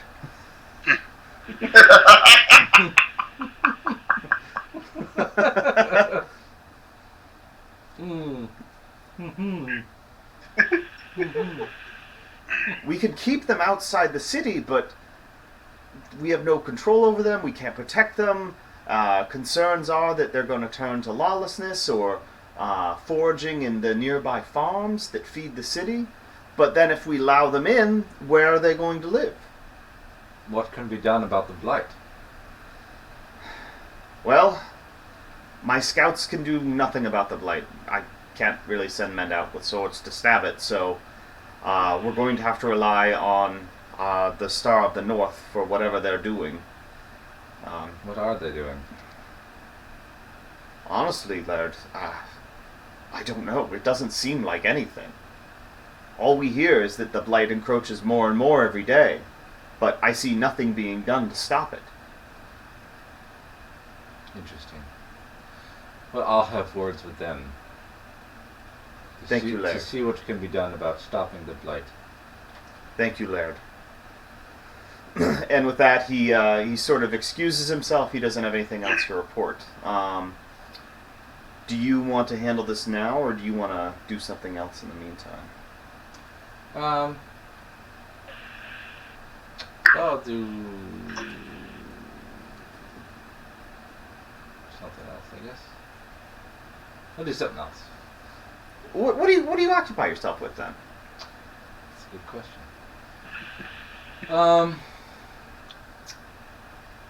I think he spends his time sort of in his study, looking at maps of the Reach, I guess we're calling it, and sort of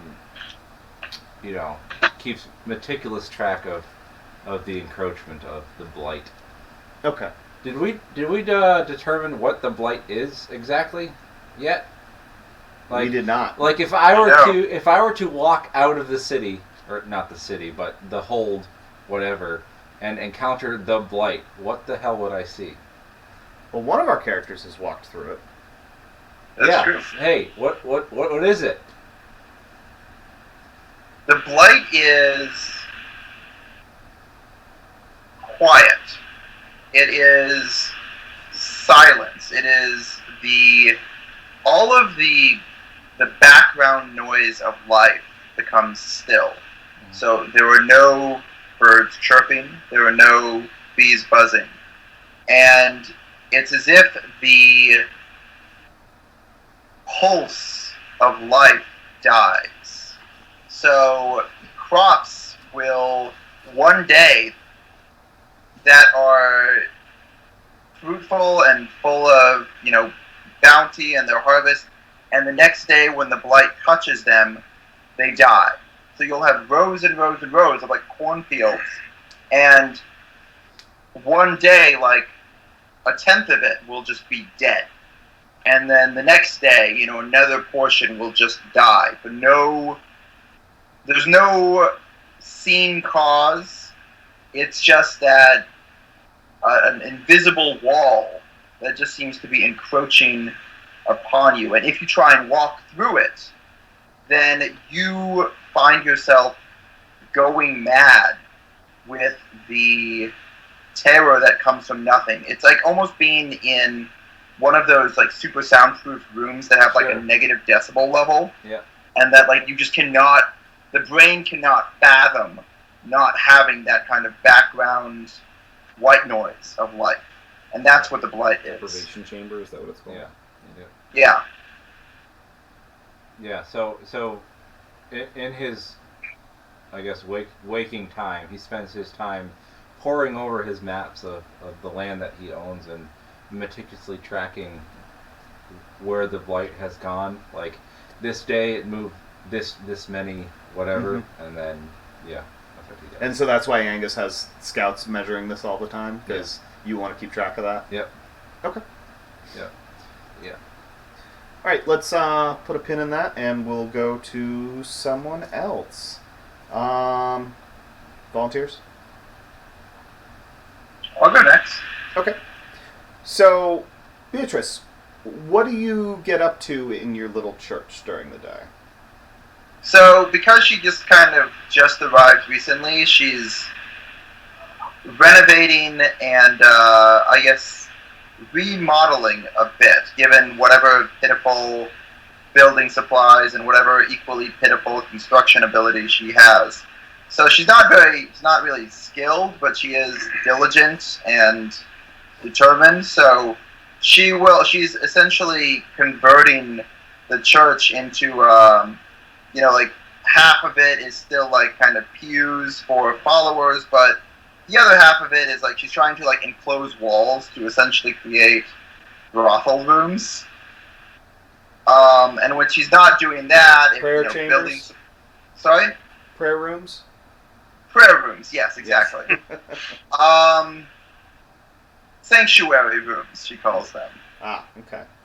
And when building supplies run out, or she is just, too exhausted to do that, she'll go into the courtyard and use a pretty pitiful, rusted hoe to try and till the land as much as she can, to try and grow a modest little garden for herself and for whomever whoever wants to come by and offer alms or just spend some company. She's trying to build her reputation in the community, so she hopes that this little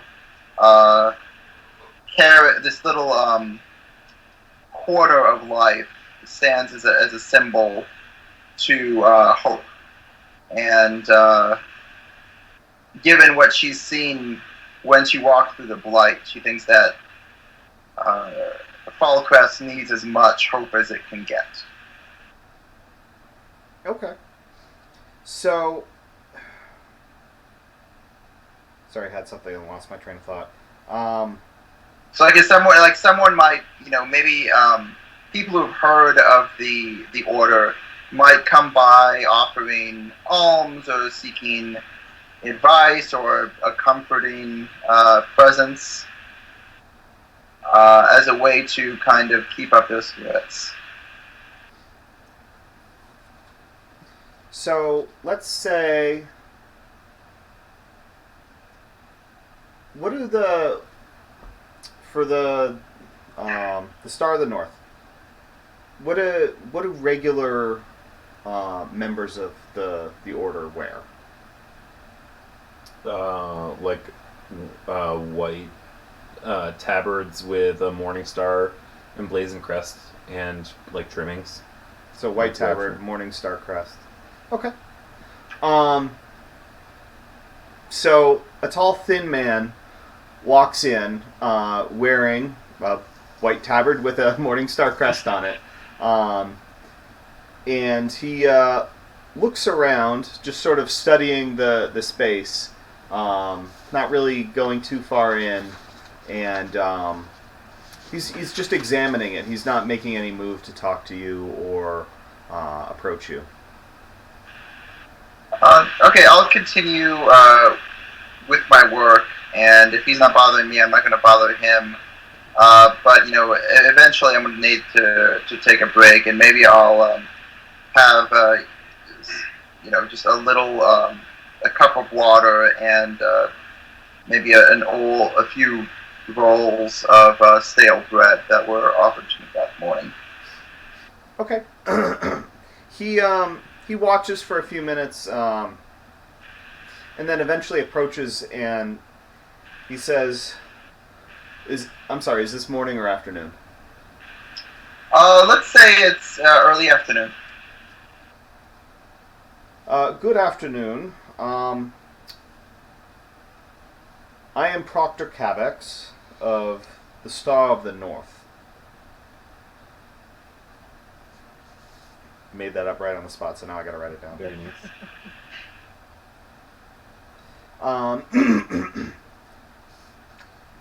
I've been informed that this is to be a religious dwelling. Is that correct? That is correct.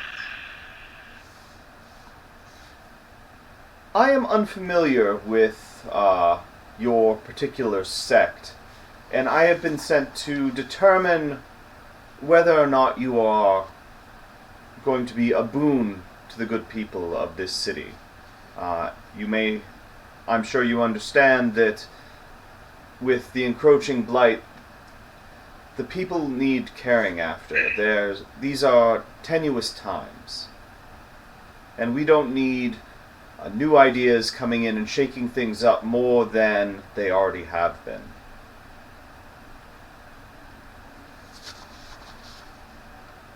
She'll just sit there and smile and wait for him to actually make his point.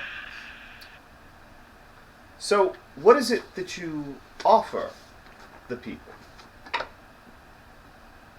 You mentioned caring, and there is nothing that is not central to our faith but caring. We seek to provide for the needs of those who seek it and those who wish to bask in the ecstasy of the glory of it. We do not seek to impose or demand of others. We simply seek to provide comfort in times of great need, such as now. What is the nature of your deity? The nature of what? Sorry. Your deity. The nature? Why, it is nature. It is all around us. It is within us. To ask about the nature of it is to call it itself. That was an unsatisfying answer. What I seek to understand is, what does your deity exhort its people to do, its followers? I believe I said already that we are here to provide comfort for those who seek it in times of need. Be it physical or spiritual or intellectual, though I don't know of many who seek that end. But we are not ambitious or interested in the carnal power of the mundane, if that is what you're asking.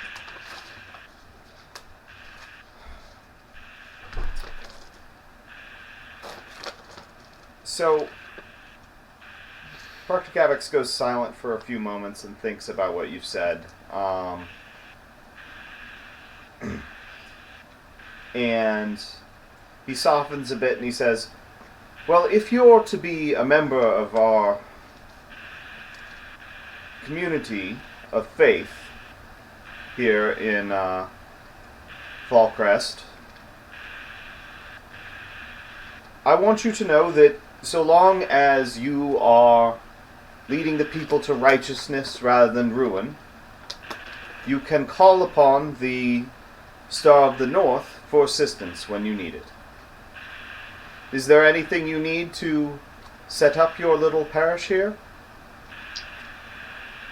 Beatrix looks around and she kind of looks down at her hands, which are like bruised and calloused and not up to what she's used to. I only really require the peace and the room with which to perform the work that of which I've been asked.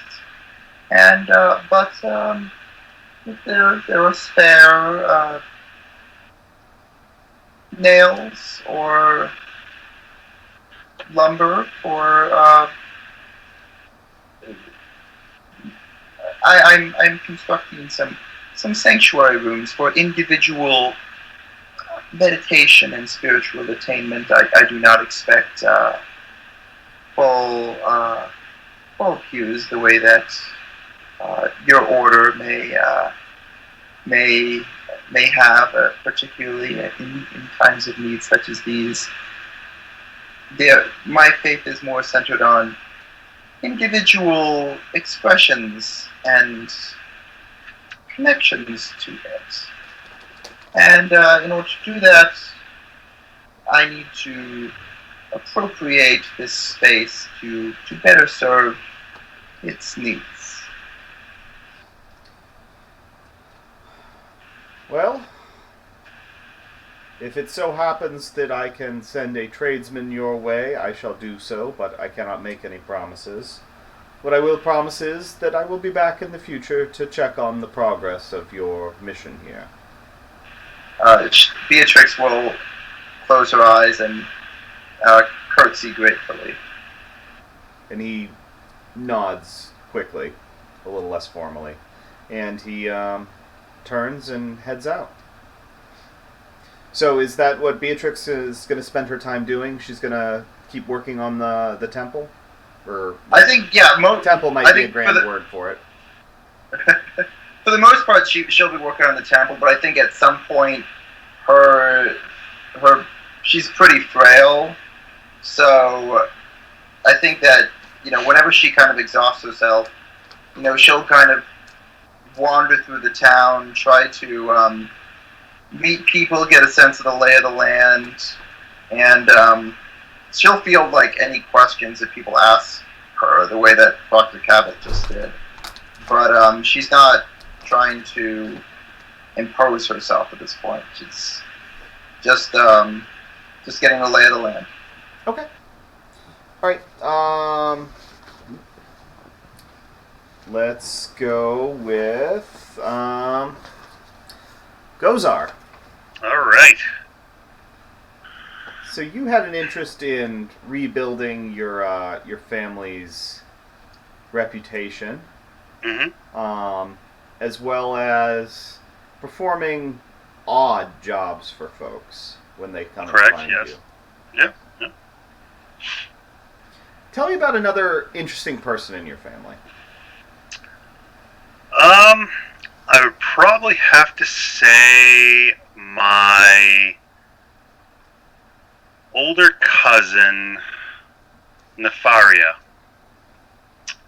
She is a few years older, 18, 19 years old, and he looks up to her because she, like him, very attractive, she can get whatever she wants. She doesn't have to do anything. She doesn't even have to offer sex, nothing. Just like how she looks, she can just talk to people and get what she wants, and he so badly wants to learn that skill. Because it's not magic, it's not anything, it's just she's so charismatic, and he struggles right now because he has the look, but because of the age he has, his voice is crackly, and he doesn't have a lot of confidence, so he looks to his older cousin as kind of an inspiration and kind of what he could be in that regards once he gets a bit older. Okay. And is there a sort of matriarch or patriarch for the family? His aunt Hilda. Aunt Hilda. Is she in on this this aspiration? She is. She doesn't know the depths that Gozar goes to. But she is all for seeing House Thornbury restored to its power, so to speak. But she doesn't know exactly what Gozar does. His dirty little secret, so to speak. No one in the house really knows. They've all heard the rumors, and he vehemently denies them. But he tries to keep that a bit separate from his family. Okay. So where does Gozar spend most of his free time? He's kind of a wanderer. He likes to think he's older than he is. He likes to see himself as more of the patriarch, even though he's not the oldest cousin there, not even the oldest male cousin there. But because of the power he has, he tries to act bigger than he is. So he's always out trying to recruit, trying to test people, trying to, see if anyone out there in this city is worthy of becoming part of House Thornbury. Okay. So he wanders the city, visits local drinking establishments. Yep. And okay. So I think while you're out for a walk one day, looking for potential recruits, or just going about your business. Let's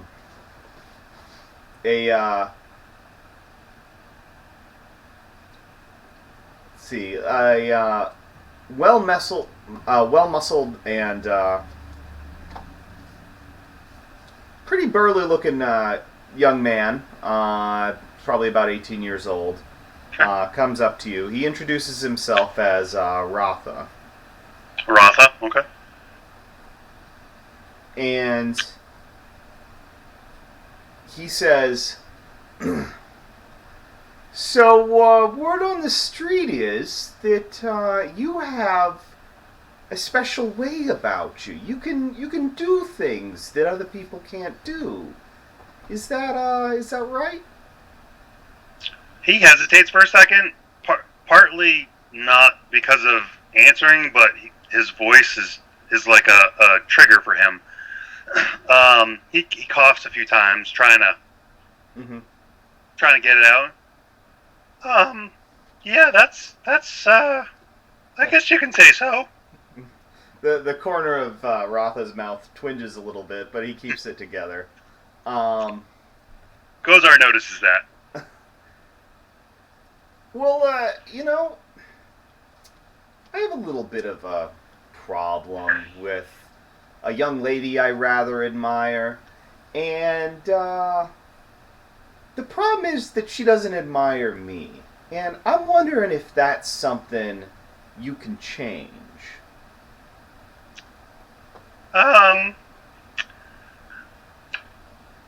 Maybe. What do I get out of it? I don't know. I mean, I don't really have a way of knowing how much something like that's worth. I don't have a lot of money if that's what you're asking for. Not necessarily money. You don't take this the wrong way. You look like a strapping young man. You belong to any house or anything? Well, I was thinking about, I was doing some apprentice work in my father's smithy, but, that's not what I'm cut out for, I don't think. What kind of things do you like to do? Well, drinking, fighting, fucking. I'm a simple guy. That sounds just like House Thornberry. Let's why don't you yeah, I can help you.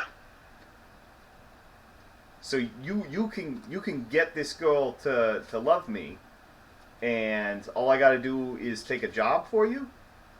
It's not quite a job. It's a lifestyle, kind of. And you get to be part of House Thornberry. Have you ever heard of it? I think. I mean, you're not the. Yeah, it's hasn't really done much lately, but it used to be really, really powerful. And we're gonna get there again, but we need strong people like you. Okay. So, tell you what, if you could do this for me, I suppose I could, give the gig a tryout. All right, yeah. Let me. What's the girl's name? Jessa. Jessa. Okay. Whereabouts in the city does she live? He gives you directions. Okay. He takes them, and where can I find you after this? Well, I'm still working at my father's smithy, so you can find me there. And he tells you where that is. Okay.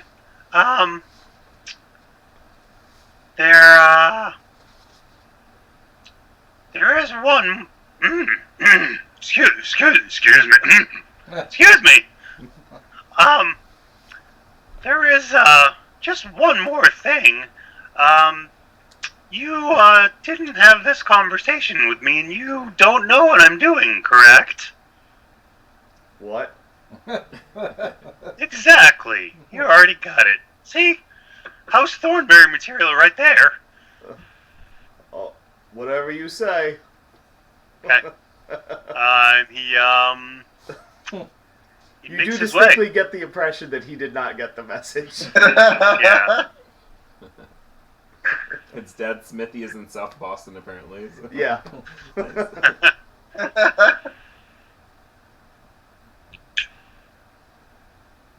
Okay, so you're heading over to Jess's. Yep. So while you're going, what do you think you're gonna do? How would you accomplish something like this? So he's gonna try his best to use his chiseled look to kind of introduce himself a bit. He's still kind of learning his magic, so he doesn't necessarily have the wherewithal to maybe pull this off. But he knows he's pretty charismatic, with the exception of the confidence of the voice. So he's going to try and use his knowledge of the situation, learn a little bit about her, and then blackmail her. Oh, okay. So he's not trying to use magic or anything. He's trying. Not yet. He will if he absolutely has to. But he is trying to avoid it for the moment. All right. So let's put a pin in this for now. Okay.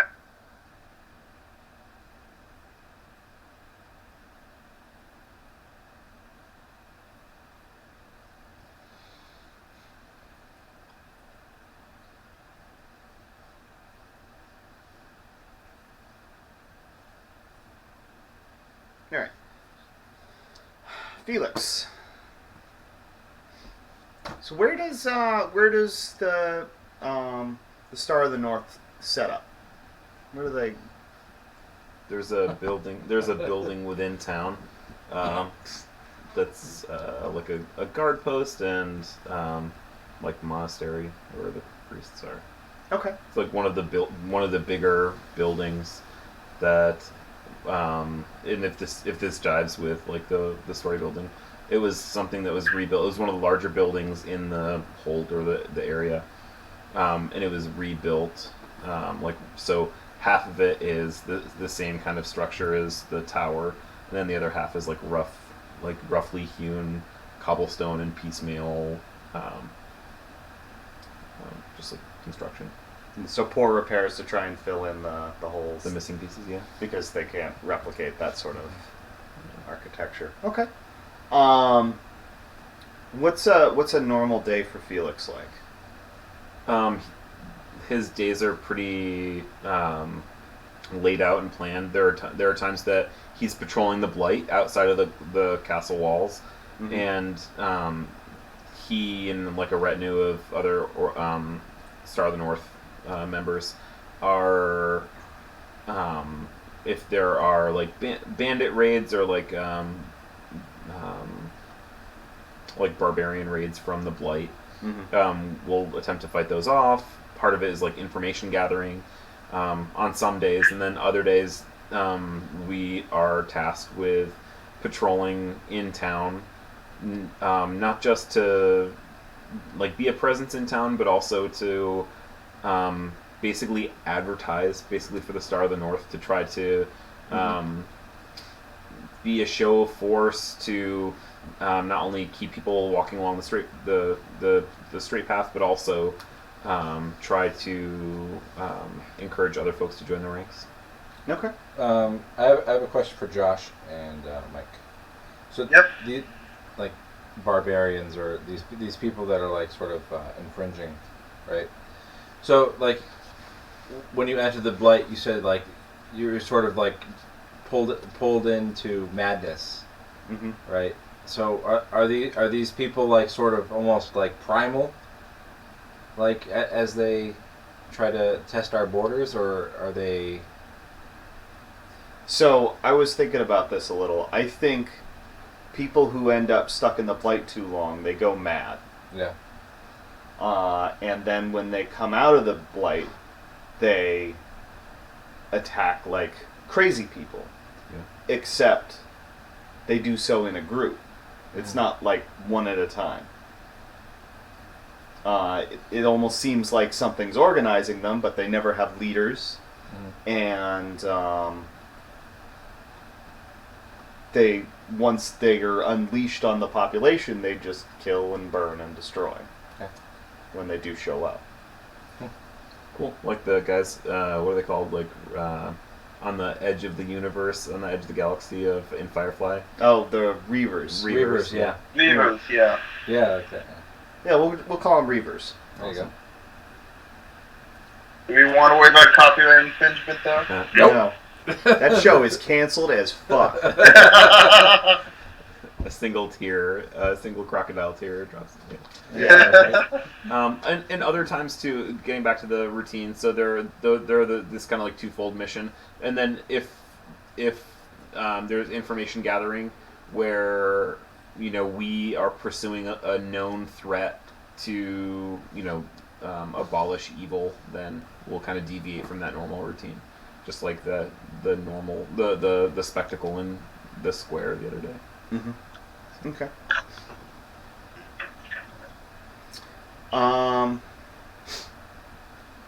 So let's say you're actually out on patrol near the border of the Blight, and you sometimes encounter the Laird's scouts out and about, but for the most part you don't really work with them. Do you travel by yourself, or do you travel with a small group? A small group usually. Okay. Just because we know that the Reavers travel in groups too, so. Okay, so are you the leader of this small group? Yeah. Okay. So let's say it's about 5 guys. Okay. They're not as impressive as you are. You're sort of a local legend amongst the Star of the North. So you have set up. So when you're patrolling, what are you looking for? Usually we're right on the edge, on the shrinking edge of the Blight and the land. So I guess kind of like Beatrix had alluded to, we can't hear when the Reavers are coming. We usually just see the damage that they do. And it's not like a quick response force or anything like that. Like we see that they're pillaging and looting or burning, and that's kind of what draws us on our patrol. So we're looking for the damage that's done by them, and then we'll usually put out fires and kill whatever Reavers are there, or try to route them back into the Blight. Okay. Yeah. So let's say you are passing through a farm, and it's right at the edge of the Blight. Like they've harvested some crops early because they know the Blight's coming, and they'd rather get something than nothing, because once it crosses over, the crops start to die. But they have actually harvested a significant amount of food. And they've piled it up to get ready to load it onto wagons and bring into Fallcrest to sell. But for now, it's sort of like early evening, and the family that owns the farm and the workers that live there, they are all in the main house eating dinner from what you can see from far off. But and that's when you start seeing torches appearing, coming through the line of the Blight. A group of probably about 10 Reavers total. And they split into 2 groups, from what you can see as you get your men ready. One group is headed towards the farmhouse, and one group is headed towards where the crops are piled up, the harvested food. What do you do? Knowing that they'll usually although they're organized in groups, but they usually like ravage like any opportunity. They use any opportunity to just like wildly ravage whatever. I'll lead my group of men to the if they're splitting off, try to lead my group of men to the middle to route them back towards us. To So they're still over the line of the blight when you see them split up and start heading towards the two targets, the house and the crops. So is there a way to be in the middle before they reach them? Before they reach to attempt to direct their attention at us instead of having them continue instead of having them. How would you accomplish that? So I can tell each get guys to take positions, and then I'll stand out there and call out at them and like taunt them and attempt to draw their attention. Let's see. I feel like that's going to be a move. Okay. Act under duress. Is that? Our first roll. Yeah. Hooray! Yeah, I think face duress is good for this one. Okay. So go with that. Roll plus steady. You threw away those other dice, right? They switch on me, so I'm just this is my test roll. Weeding out the ones. Ooh, that's nuts. Sorry. I wasn't expecting die. We haven't been doing die rolls tonight. Okay, here we go. 11 plus it's 13. Shit. Okay, yeah. So they come on you. Excellent start. Yeah. No advancement points tonight. No advancement points. Yeah, you see that they had started to split up to go for two different targets, but after your martial display, shall we say, they sort of, you catch their attention and they move in on you. As they get closer, you see that they're completely filthy. Their clothing is torn and ragged. This is pretty common. Often, some of them are wielding like swords, but some of them are just wielding, a particularly sturdy branch they found. And most of them have like a torch in their offhand because they use those frequently for burning everything they can get their hands on. And they come at you screaming like crazy. What do you do? Yeah, I'll tell them to I'll like turn back or face the wrath of the light, and just call out to them and raise my hammer as a cue to the other guys to like spring the trap. All right, so you're going to engage in combat. Mm-hmm. All right, roll plus fierce. Was it steady before? Or was it steady? Was for face duress. That was a 12, not a 13. Sorry, it's still Yeah. it's not like advanced moves or anything. But 11. 11. Jeez. Okay. So do you have the basic move list? So make your choice. You have to choose one from the first list and one from the second list. Oh, that's good. Engage in combat.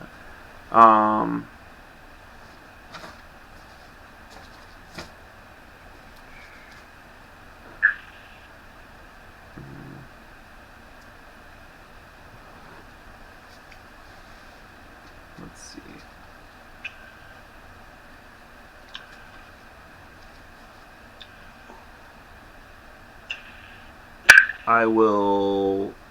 I'll say like fight defensively, and achieve your goal.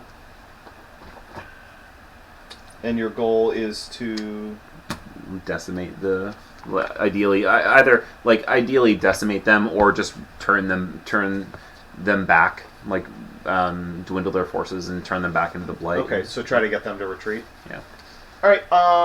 So yeah, you absolutely achieved that. So you're fighting defensively. So you managed to crush two with one swing on their initial charge, but after that, you sort of fall back to blocking and defending your comrades and closing formation with them. Your comrades get in a few good hits, and none of them fall. But so you inflict probably 4 or 5 casualties. And then the ones at the back see that the fight's not going well, so at that point they turn and they flee back into the blight. Yeah, and I'll just tell my men like charge on them and basically chase them to the blight and take down what you can. We know that they'll be back. Yeah, one stumbles and gets skewered by one of your men following him, but the rest manage to scurry off. Okay. And I'll see if we've drawn any of the. So again, like part of it is obliterating evil, and part of it's a PR campaign. So I'll see if we've drawn any of the attention of the farmers or the workers. Yeah, well, you made a pretty big amount of noise before you started, killing people. So they came out to investigate, and once the battle looked like it was over, the patriarch of the family, the owner of the farm, an older gentleman comes up to you, and he thanks you profusely for saving the farm. Mm-hmm.